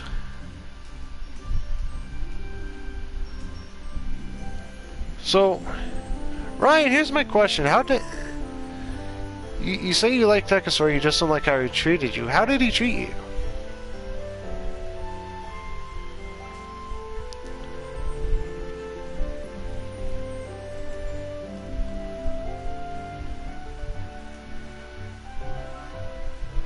Because I know that in the community post there was a that I saw, he talked about how people are like, hey, let me do me, you're gonna get mad, and I understand that. Trust me, I understand there's gonna be things where it's like, okay, hey. I mean, like, I'm not gonna say you were one of those people.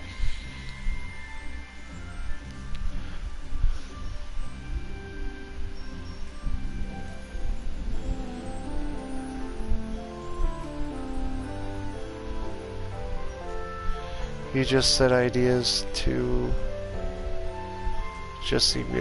Oh.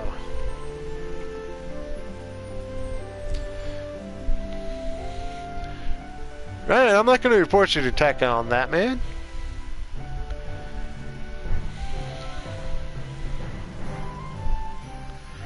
I mean, like, I'm not going to say that you're a horrible person because of that. I'm not going to say they're a horrible person because of that. Oh, okay. So you just said ideas and he muted you. Okay. So, whew. This is a tricky landmine field you put me in, Ryan. Duststorm's probably laughing their butt off at this. So,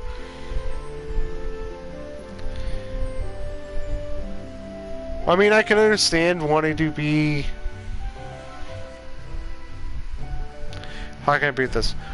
How can I put this? How can I put this? I would say I want to be showing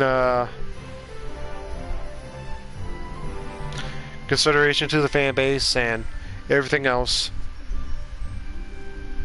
At the same time, it's like I can also see from a perspective of a person that does these types of fan fictions and stories.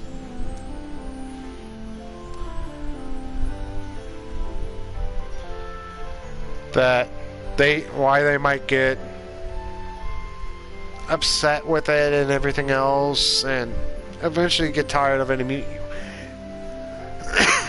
I'm not saying I'm going to do that to you. Hopefully I never do that to you.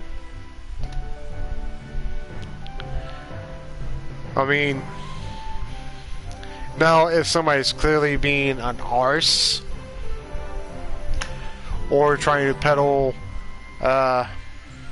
certain type of site, yeah, I'll probably mute them and block them from my channel, but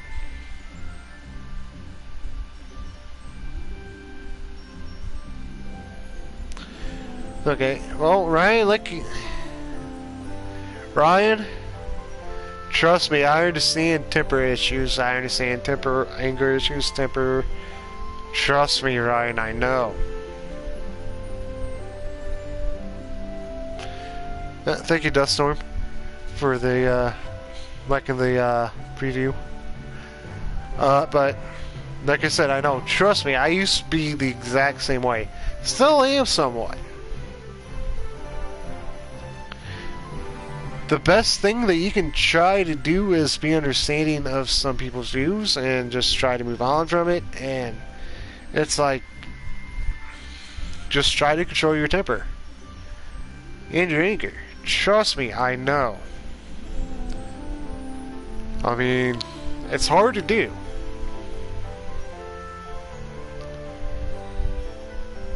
The best thing that I can say is just try to find an outlet. I mean, like, obviously video games is somewhat of a good outlet.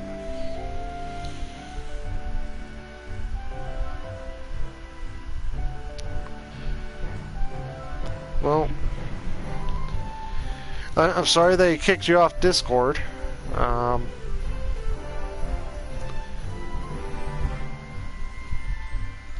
But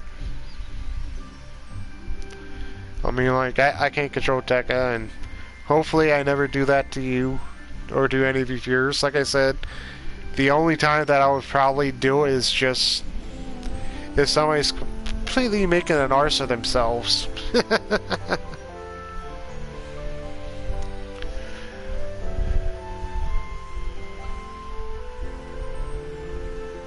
It's fine, I have too many anyways. Too many what? Favorite texting story fanfics? Or too many Discords?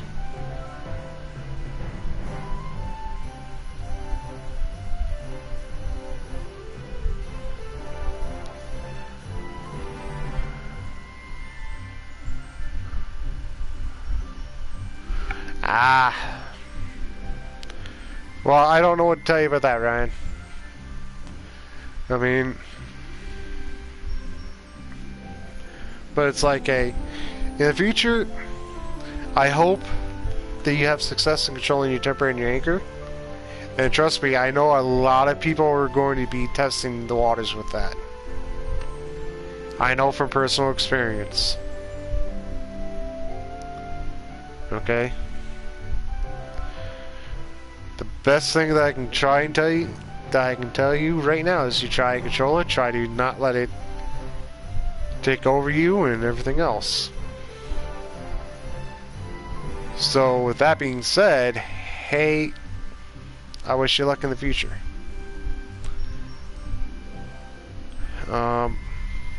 best piece of advice I can give you on that is talk to people. Talk to your parents, talk to your friends, talk to your siblings, your aunts, your uncles, your grandparents. I mean, trust me, there's wisdom in what they can say. I mean,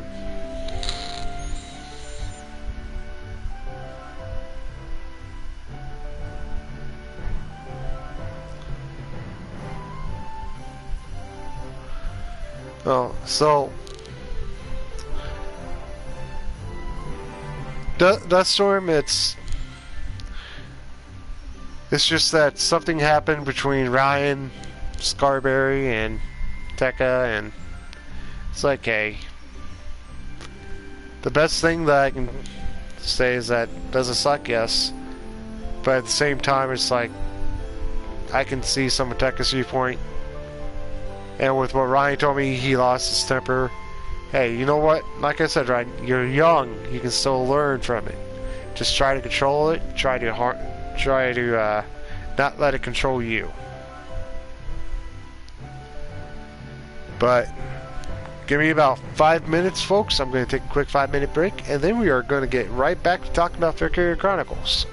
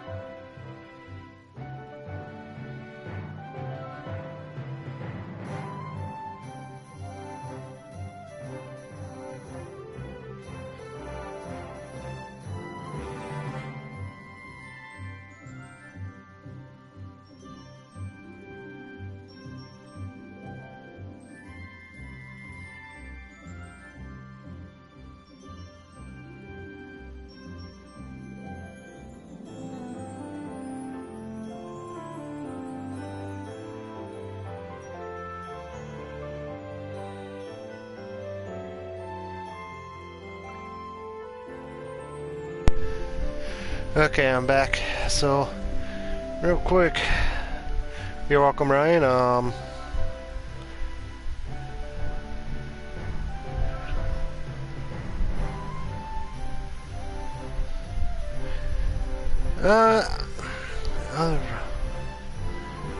I want to say yes, but I can't remember if I made it that far yet. I'm rewatching the One Piece series from scratch, or because I was trying to find the last episode I saw in Japanese and everything. Because there was a while that Crunchyroll wasn't updating them, and they did a mass release of everything One Piece. But I want to say yes. But don't quote me on that. From the movie. Who? Which movie? Because I'm trying to remember. It wasn't gold. It wasn't the gold one.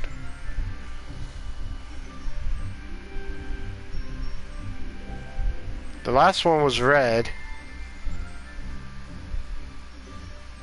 Ooh. First one. Oh man, it's been a while since I've seen that one.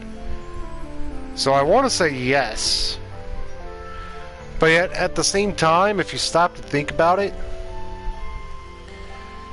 a lot of these animes, like One Piece and Dragon Ball, well, the Dragon Ball series, I should say, like Dragon Ball, Dragon Ball Z, Dragon Ball Super, they all came from Jump. They all started off in Jump, so yeah, there might be some similarities here and there. So I wouldn't doubt it.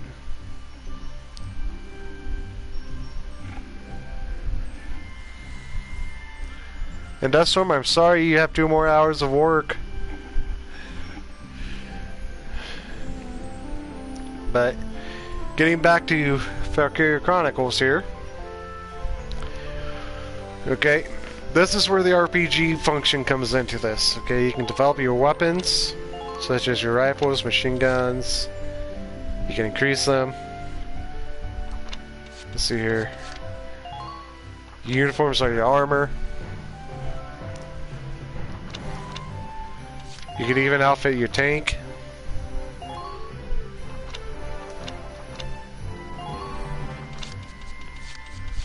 Like, you can even develop parts for your tank and everything, man. Well, now, with the experience, there's 2 things you can do. You can either learn orders, which case that would come later, and then the training field. What the training field allows you to do is allow you to increase the levels of your characters. I will train, but don't go trying to hog all the glory. You will train as a class. When the scouts look, you hear me, maggots? You're okay. It ain't come. Once the experience, picking which, train all you want. But essentially, you can just go through, give them experience and everything, and there you go. I'll be honest, I wasn't expecting to get up to level 2 for all of them right away. So I was kind of surprised about that. Looks like that's going to be the new potential out of the Lancers. Okay, Ryan. You have a good day, man. Be safe. Looks like that's going to be the new potential out of the sniper. Oh, some you can think of. No. Here, as long as we're talking about it, I'll teach you a class. Orders are special commands you can give out. Thank you, Ryan. I'll try. They can save your tail. It doesn't take a genius.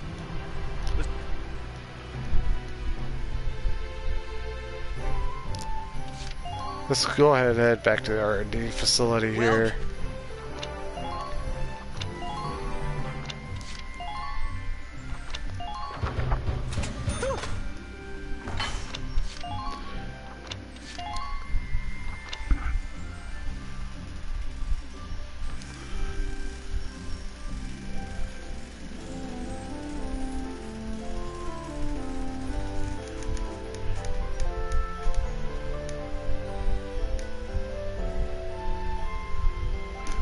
I mean, yeah, it would be funny. It would be funny with that, Ryan. All set for you, bro. I mean, it's done. It just depends on what I can do with it, and I would have to see. I mean, I'll be honest, I haven't fully started out an outline for something like that yet. But hopefully in the future I can. And we can see where it goes. It's done. This one.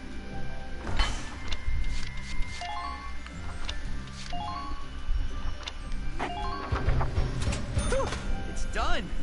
This.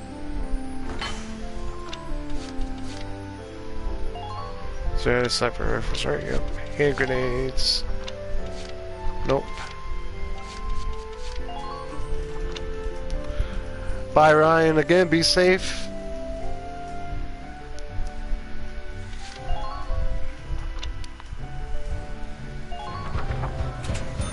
It's done. This one's perfect, bro.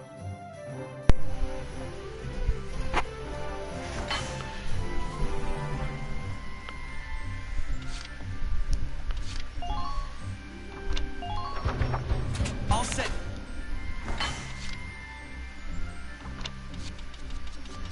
Analyze body enhancements.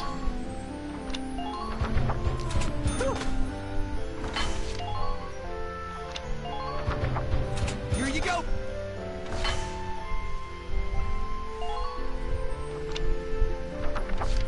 Okay, that's sufficient funds, huh? No. Couldn't develop everything, but hey, I was able to get up to level 2. So that's good. Come back.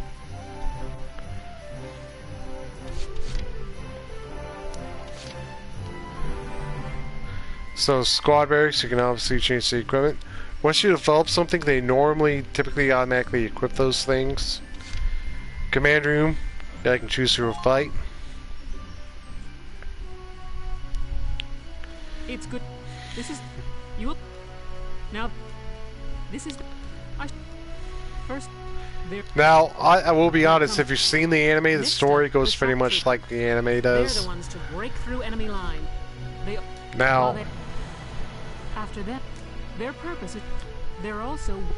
Sadly, they're. now slow. as for the anime, I like the anime. The anime was pretty good. They can Actually, answer some of the questions I don't think that the game did, but the game itself is so good for story. You won't find better soldiers for marksmanship and range. They can hit targets I can barely I know see. you're looking, Duststorm. You said you were earlier. And again, I'm sorry if you have 2 hours left to work. But hopefully these 2 hours can fly by with me talking and everything. But yet, as I was talking about Valkyria Chronicles 2, oh man, they have a lot they can do with that. The main reason why there's no Valkyria Chronicles 3 stateside is because the fact that how can I say this? They had Valkyria Chronicles 2 didn't do too well.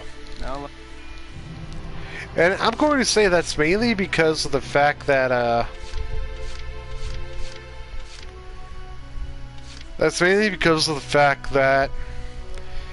when it initially came out, it was on PSP. Now, yes, it got re-released on the PlayStation Store for the PS Vita, but even then, it was still handheld.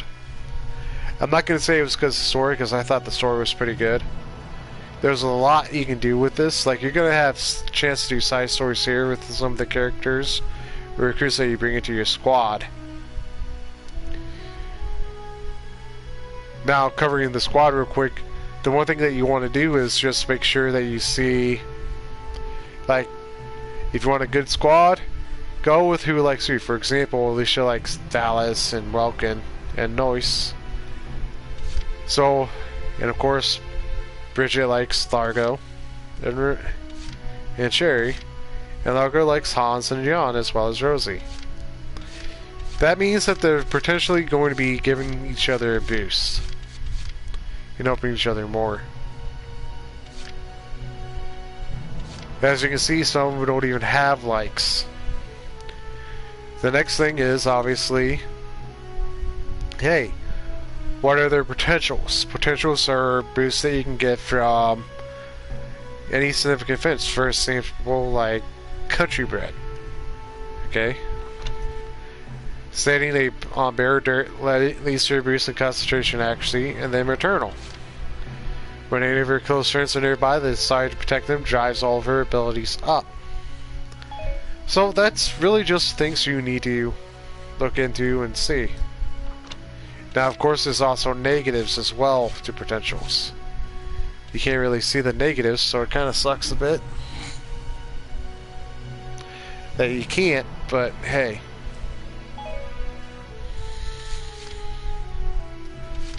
But let's try to round this out a little bit. So let's see here. Noise and Dallas. Well, obviously get Cherry in there. Noise or Noche. Yeah, I'm gonna butcher their names too. There's Dallas. My name is Dallas Wyatt.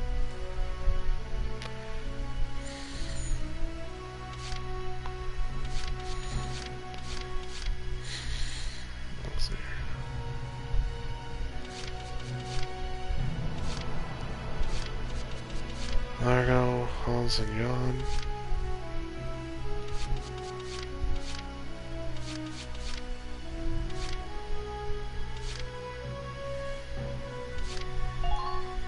Hey, soldier! I'm Jan Walker. I'll fight with everything I've John. got.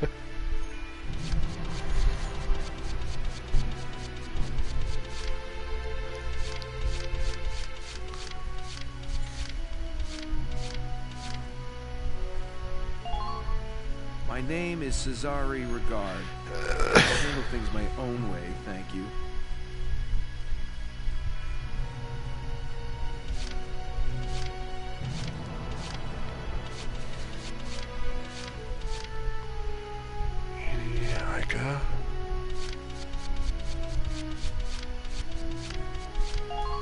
Hey there.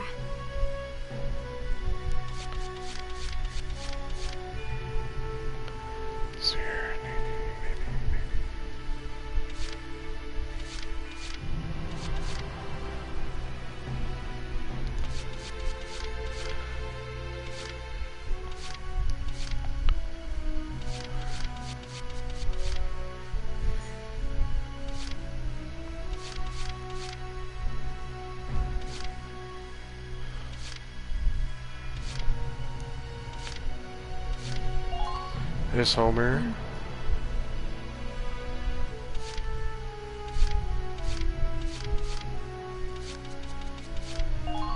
Hello. Okay.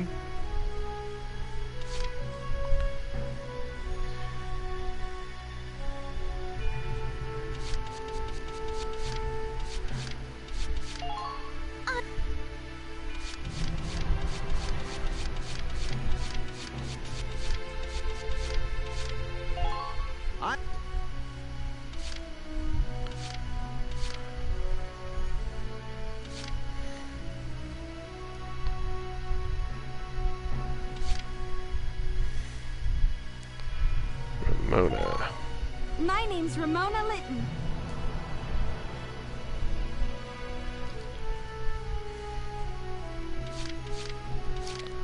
Let's see who we have.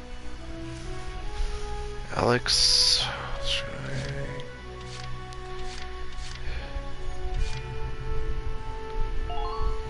I'm Wendy Cheslock. Kaboom. Yeah. Gotta keep her. The name's Nina Strice.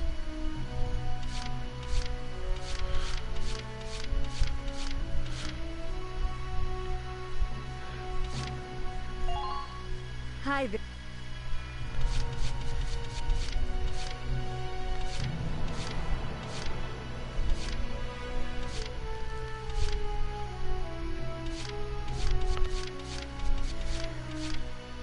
Let's see. One more. Juno. There we go. You know Corin.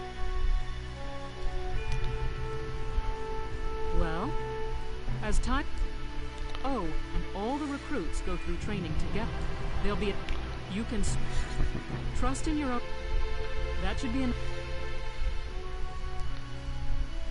So... Wow. Come to think of it, I wonder if he's off sort... You gotta love Welkin. See your squad barracks. Like I said, you can change their equipment.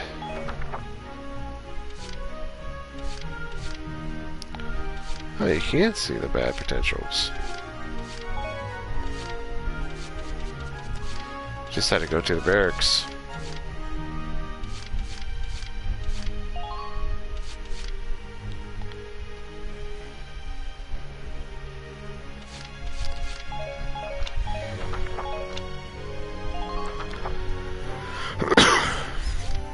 If you want to exit this, obviously you gotta go return to brick mode.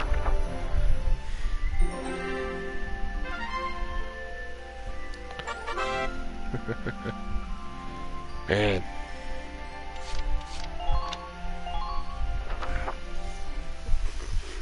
So. Welks, Let's see here. there you are. Then you got the little sister. Maintaining and operating the... I think... the tank's heck... It's used to power the tank. Man, Guess I'm just dude. more used to... Seems like everything is rad... Not an... Oh. I had... What's Father's... another... I gave it a 1... I didn't... Thank you. I'll do a spot check on the 8... I'll... So. Let's see, a new episode, huh? Yeah, new episode. You're always gonna come up with a new episode. If I could... I just wish I could skip these. Yep, just push the options button to skip them. My favorite anime. Ooh, that's a rough question. Phew. How quaint. The militia holding a little strategy meeting of its own. If we're talking original Japanese version, I would have to say Tekkaman Blade. If we're talking about in general, for both English and Japanese, that's kind of rough. Because there's a lot of animes I like.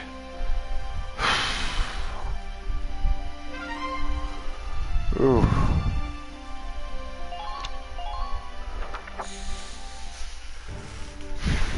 Here are details on the current operation. Man.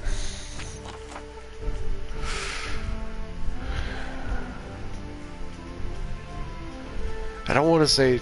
I don't just want to stick with Dragon Ball because everybody knows Dragon Ball.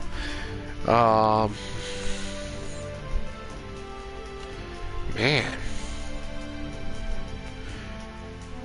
That's both English and original Japanese. I would have to say the Tenchi Muyo series for that.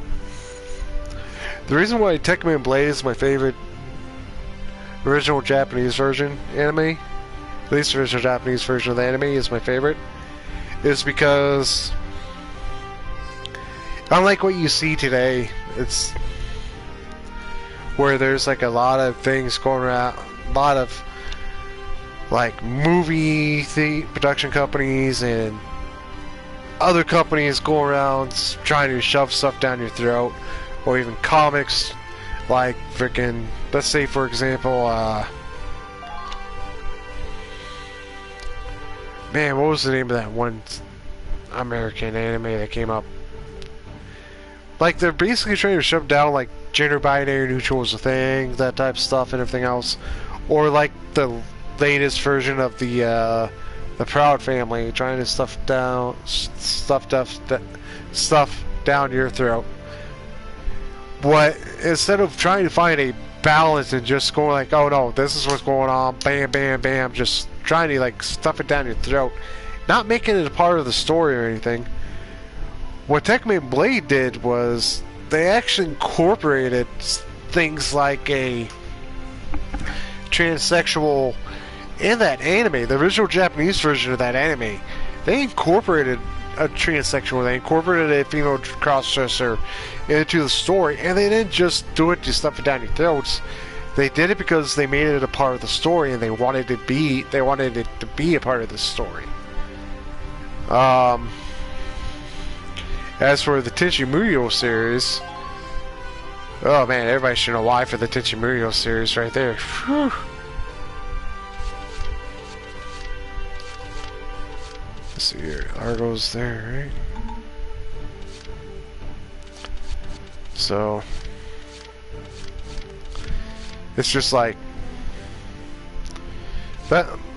I mean, like, but other than that aspect that of male adult dreams and everything for the Tenchi Muyo, it's the fact that they actually showed Tenchi growing up and everything else and all of that stuff. And it's not like freaking like, oh hey, you're gonna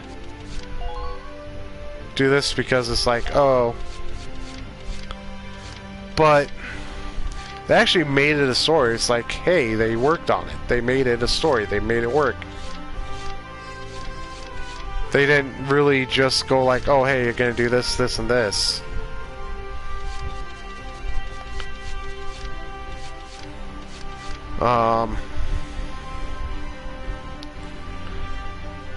So it's like, that's really like the main thing right there for me, is like, hey, I prefer story content. If you want to make me laugh, make me laugh. Make it a part of the story to make me laugh.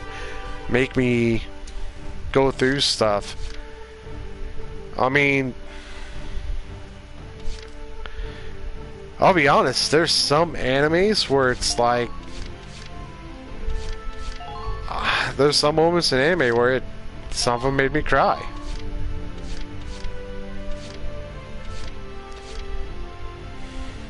And it's just like, wow.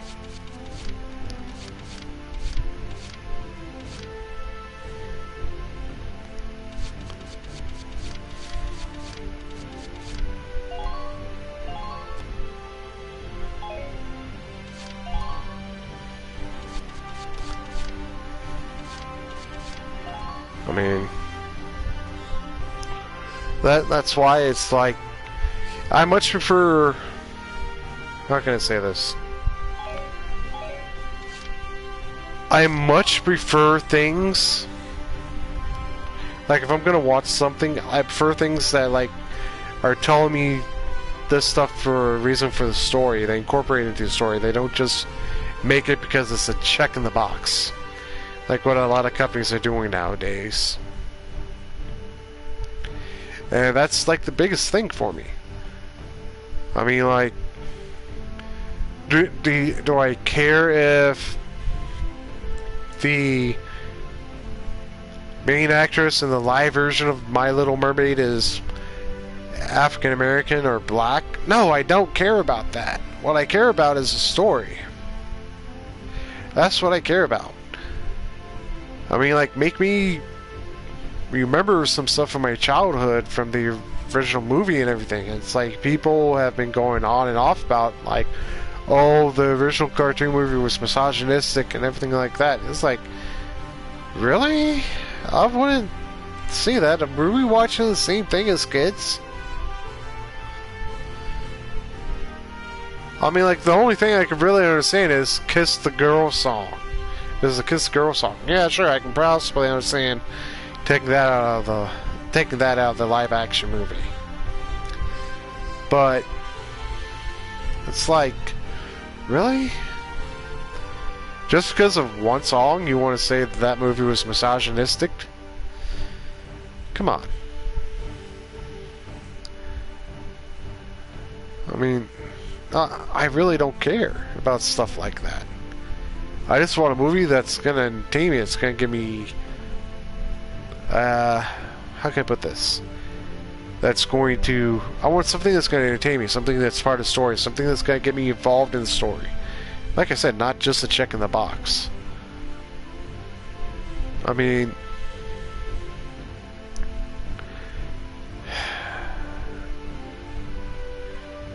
that's mainly what I look for in anime and everything. I mean, like One Piece, it's meant to be funny. One Piece is meant to be funny. It's meant to be comical. It's meant to have bits of seriousness and be funny at the same time. That's the point of One Piece's story. Luffy's going through to become king of the pirates. Guess what? I understand that. At the same time, there's been some dark moments that have actually been incorporated into the story of One Piece, of the One Piece anime, but it hasn't, it's not done like a check in the box.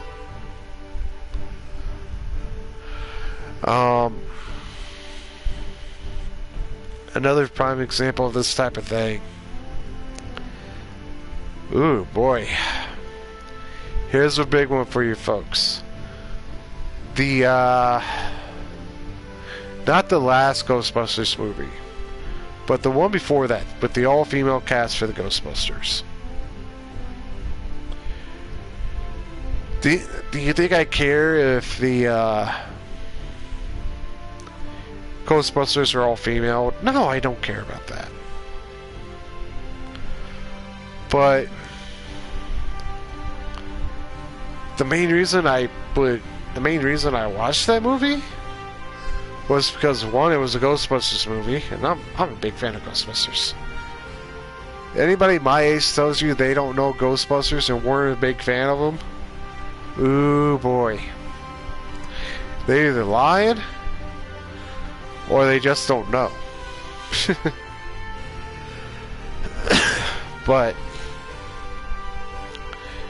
it's like, hey, it was a Ghostbusters movie. I wanted to watch it. That was one of the main reasons. The other main reason is like, you know what? I heard that some of the original cast is going to be there. Cool. But that Ghostbusters movie was nothing more than a guy bash was 90% a guy bash. It's like, wait a second here. Okay, you got him busting ghosts, you got him doing this.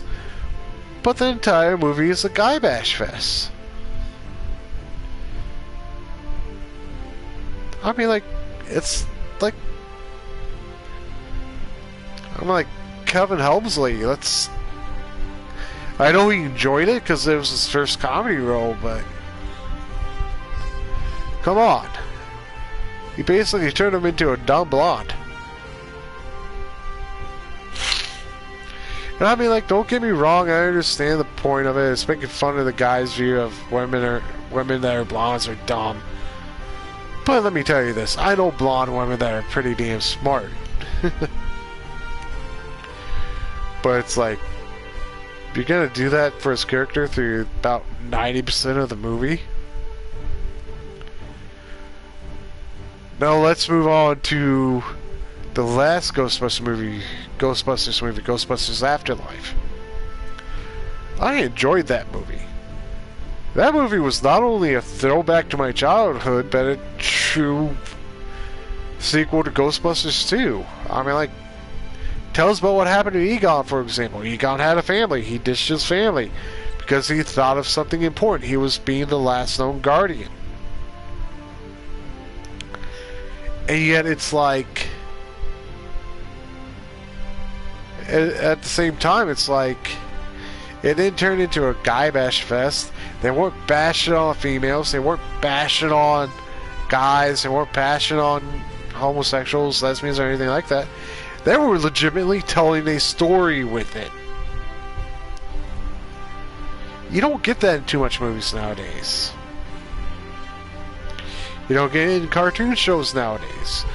You don't get it in too many animes nowadays. So, really, the next time you're watching a movie, an anime, a cartoon, reading a comic, reading a book,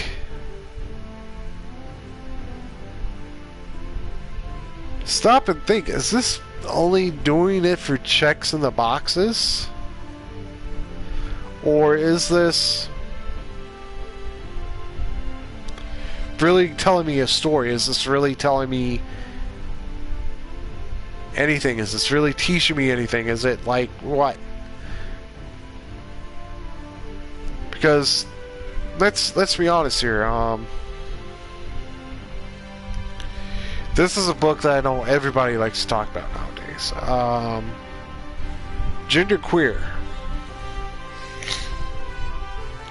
It's an adult graphic. It's an adult graphic novel, not graphic as in it's X-rated.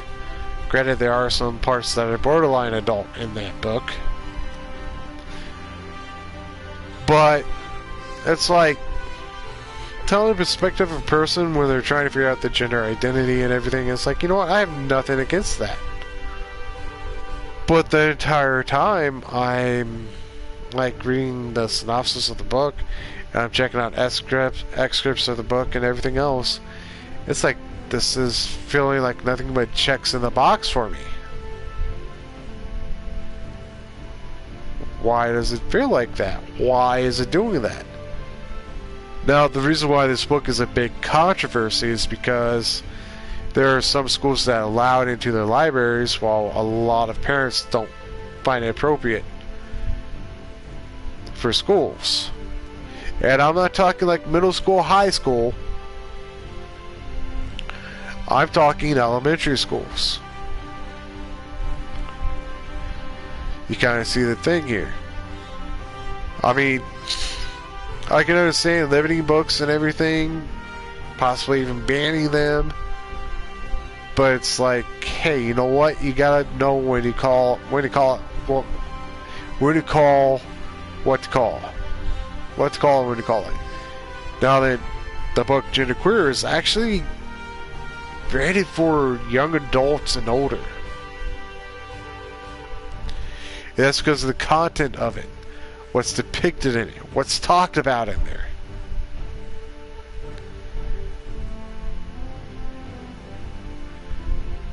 Now then, as the time I'm saying this, I'm not saying that that book's still in elementary schools or anything like that. I'm just saying that was the biggest thing for banning on that book being placed for schools. I mean, like, what's an example of a book that was banned? Ah, here we go. It was actually a manga. Assassination Classroom. That was actually put on the ban list at a elementary school.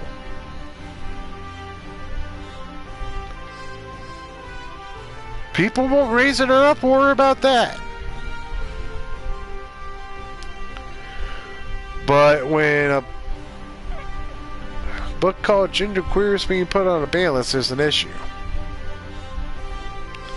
So just keep in mind about this stuff when you're looking at animes, cartoons, comics, movies, books. Even if it's reading the newspaper, look and see if it's just checking boxes, or if it's actually pulling you into this, telling you a story, telling you what you need to know, telling you what you need to learn. That's the thing that a lot of people aren't realizing now. Or like the point of books, comics, anime, movies. The point of them are to tell a story, not just check boxes. And we're like, can they teach important life lessons? Oh yeah, sure they can. But if it's just something that's doing it to check boxes, it's not for me. Now, but no, my favorite original Japanese version anime is Tekkaman Blade, and my favorite anime that was ever actually brought over for English was actually the Tenchi Muyo series. Those are my two favorites. I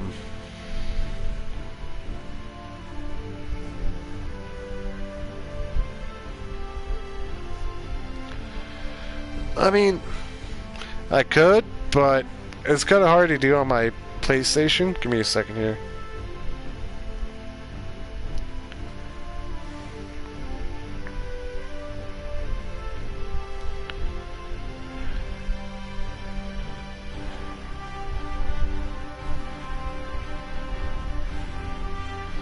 There we go. I'm actually typing this on my tablet right now, so...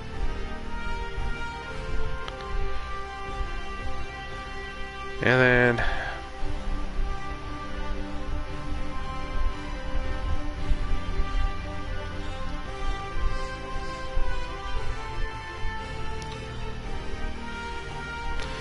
Now, the reason why I put Tenchi Muyo series is because there's actually a lot of them, Deathstorm.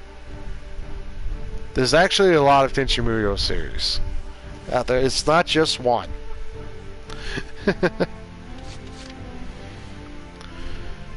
But getting back to Valkyria Chronicles for a second, where I'm at right now is actually a pre-mission screen where I can position the units like you saw me do earlier. And as you can see, I was trying to fit them with the characters that are there.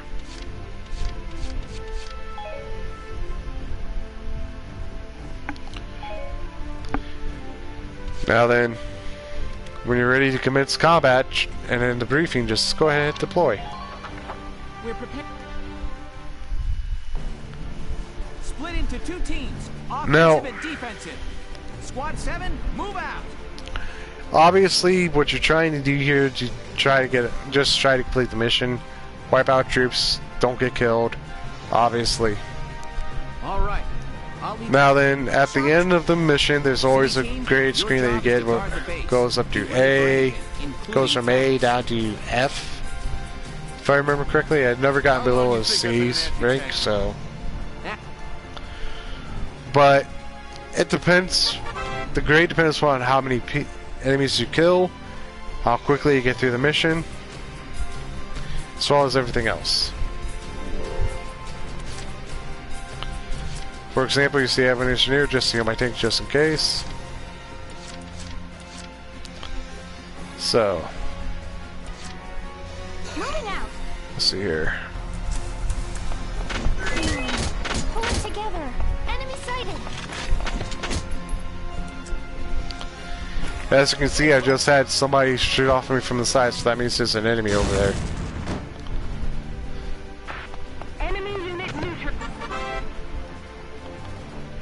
Yes, like crawling in grass. I'm just gonna stick it right there because hey, she's in cover. She's in cover or concealment. I'm on.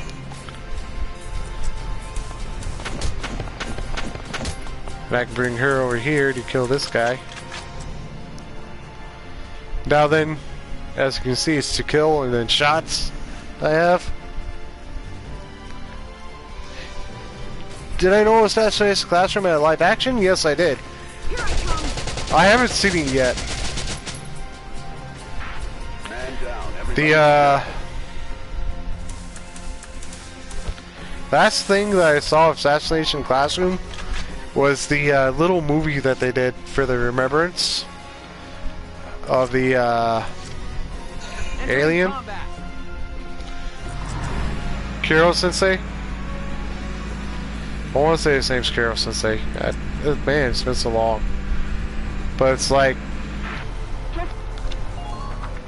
But that's like, that was the last thing I saw of it. I haven't seen the live action yet.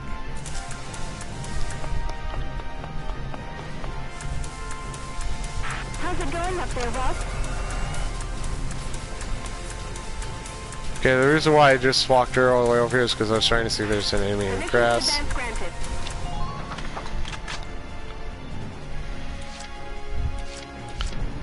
Okay. I got it.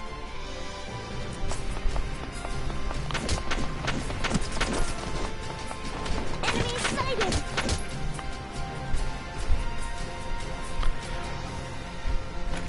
Get ready. That's what you get. Target silent. So...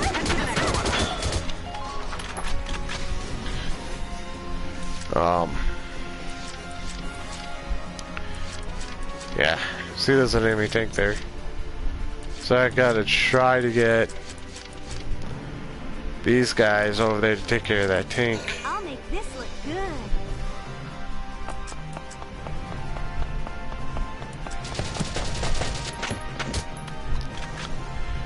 No, you can see, as you can see, I'm aiming. That's because it's like, for headshots, obviously it takes less shots to kill. Yes! Target silent. Head to the next one. I see an enemy! I don't want to get her too far forward because that tank's right there.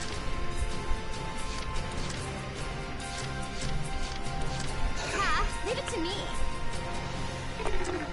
I'm like wilting here.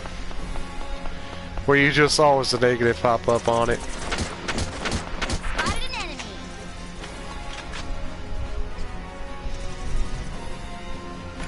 I'm so gonna shoot.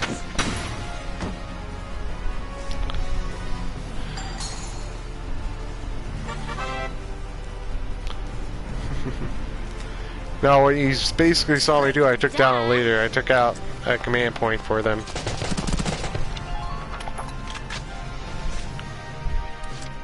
So that's a machine gunner.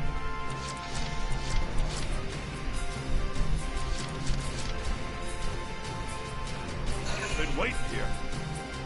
I just ain't feeling it here. Yeah, man.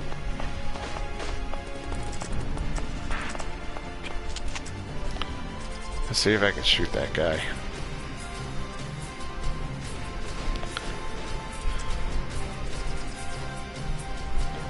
Nope, the lamppost is in the way. So,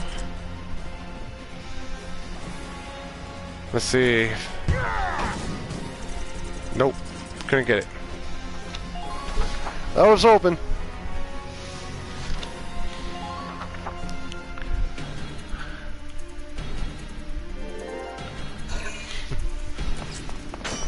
Kuro, okay.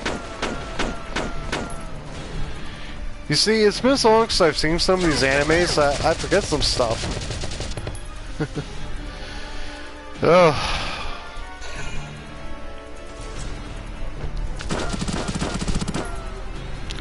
Yeah, micro behind cover. What you gonna do?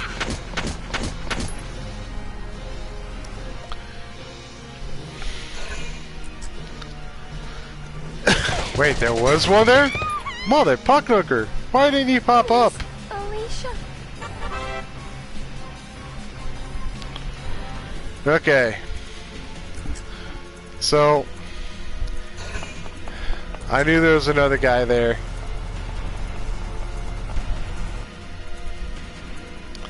I just couldn't. He didn't pop up on me, so I was like, no.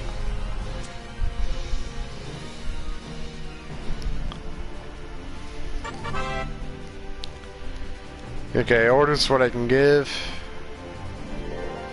Now then. Entering combat.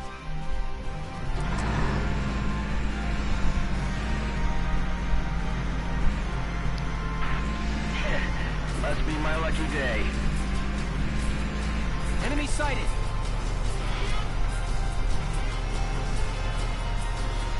See if I can hit this guy with a mortar.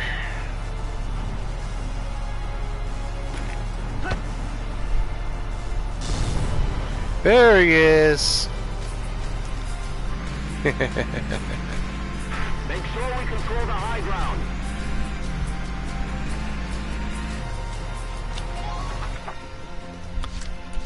But yet, this is a named enemy. He's an ace. You want to kill him. Let's do this thing.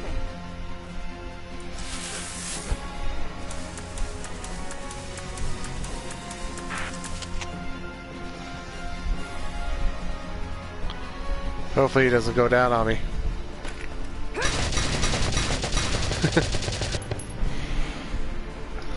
By the way, sometimes they dive to the ground.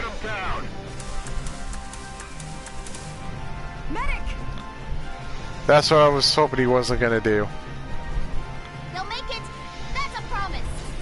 Work your magic. You can use medic to save your soldiers and whatnot. Yahoo!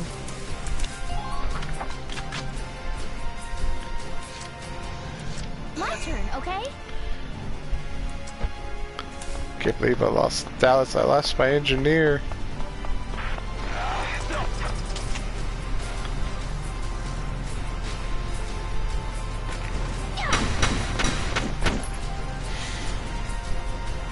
Yeah, that wasn't gonna help you none.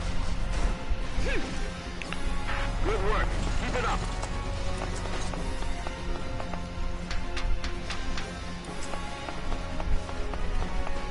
Enemy sighted. See what I did there? I got the high ground.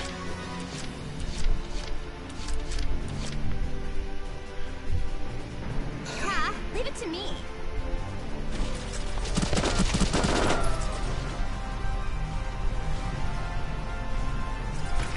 You are so over. Like, duh. Who are these guys?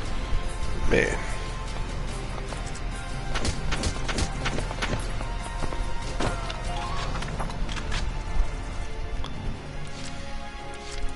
No, anything that has a star on it is a commander.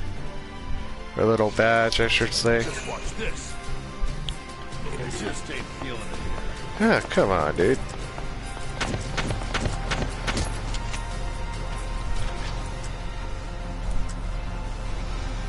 Oh, the sweet spot for the tanks. Ooh. All right. You're doing well. Just keep it up. Be the meat shield, Largo. Be the meat shield. Taking the stage. What? That's not. I can't. No. Yeah, once you end that.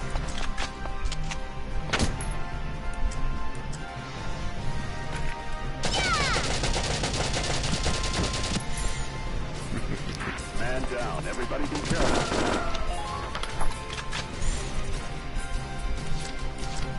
I'll make this look good.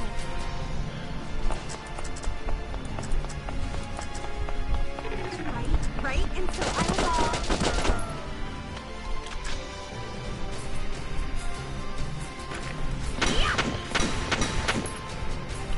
Ah, man, if only the fourth hit his head.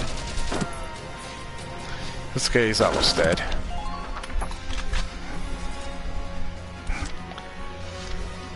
But yeah, I know that they had the live action. Did you also know that Death Note also had a live action? I think they've had 3 total.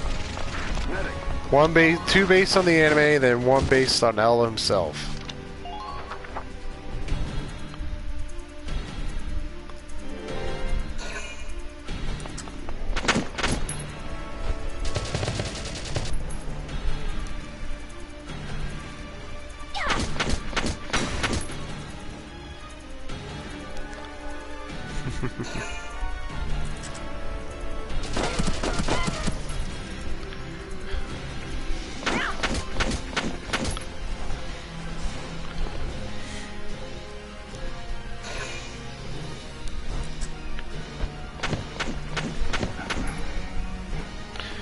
Oh man, I'm trying to remember what else I had live actions. I know Netflix started a live action of One Piece.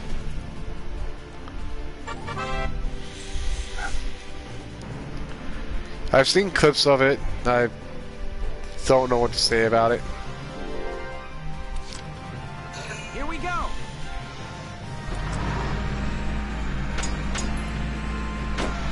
I mean, like, if I'm being honest, I haven't really watched anything on Netflix in a while.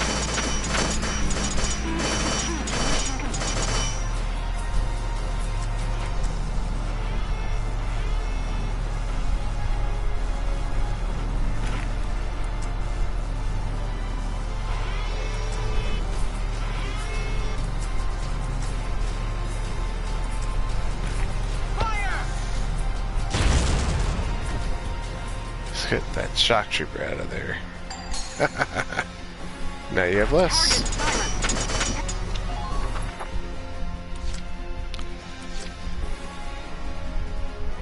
Moving out.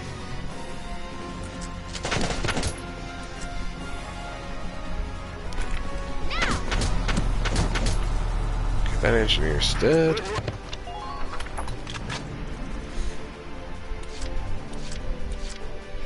Taking the stage. Just leave it all to me, folks. What? That's not. I can't. No.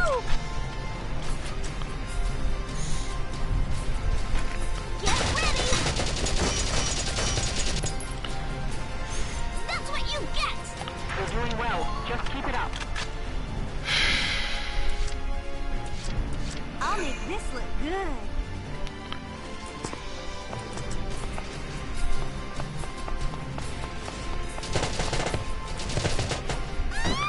No way, man. Take them out, one at a time. Ha! Leave it to me.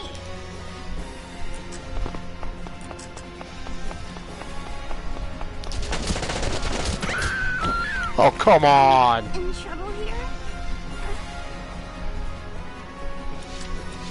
My turn, okay?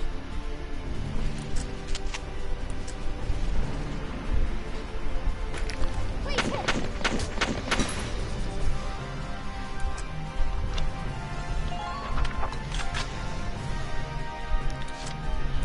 Entering combat.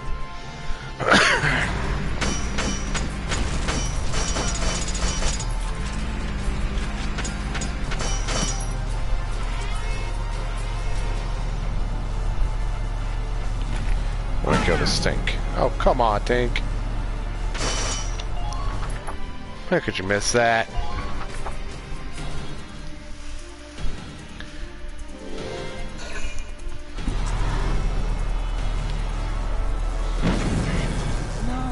No way, dude.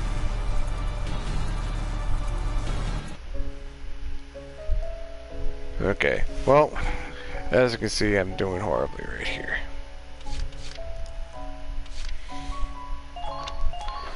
Man, it's been a while since I played, so I guess I gotta go back and practice.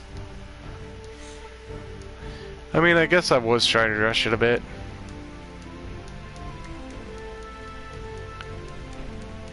Trying to seem cool.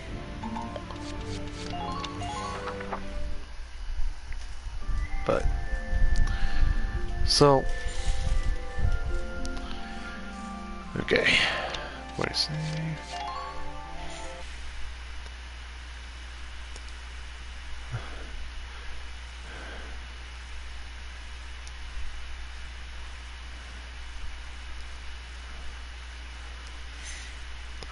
So, I'm going to save a bit, save real quick. Let's see your tabs. Let's see here. Okay.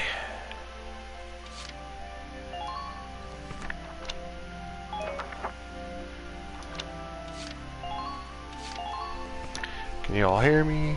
Good. Nope. So skirmishes are just those side missions and everything. So, but I'm going to call it right here. I'm going to put those 2 polls up shortly. If you guys are wondering what the polls are, hey, I already stated in the video, I believe it was somewhere around the 45-minute, 1-hour mark, but I'm pretty sure you will see them here. I'm pretty sure that you will see them here shortly. So, have a good day, and I hope you all stay safe.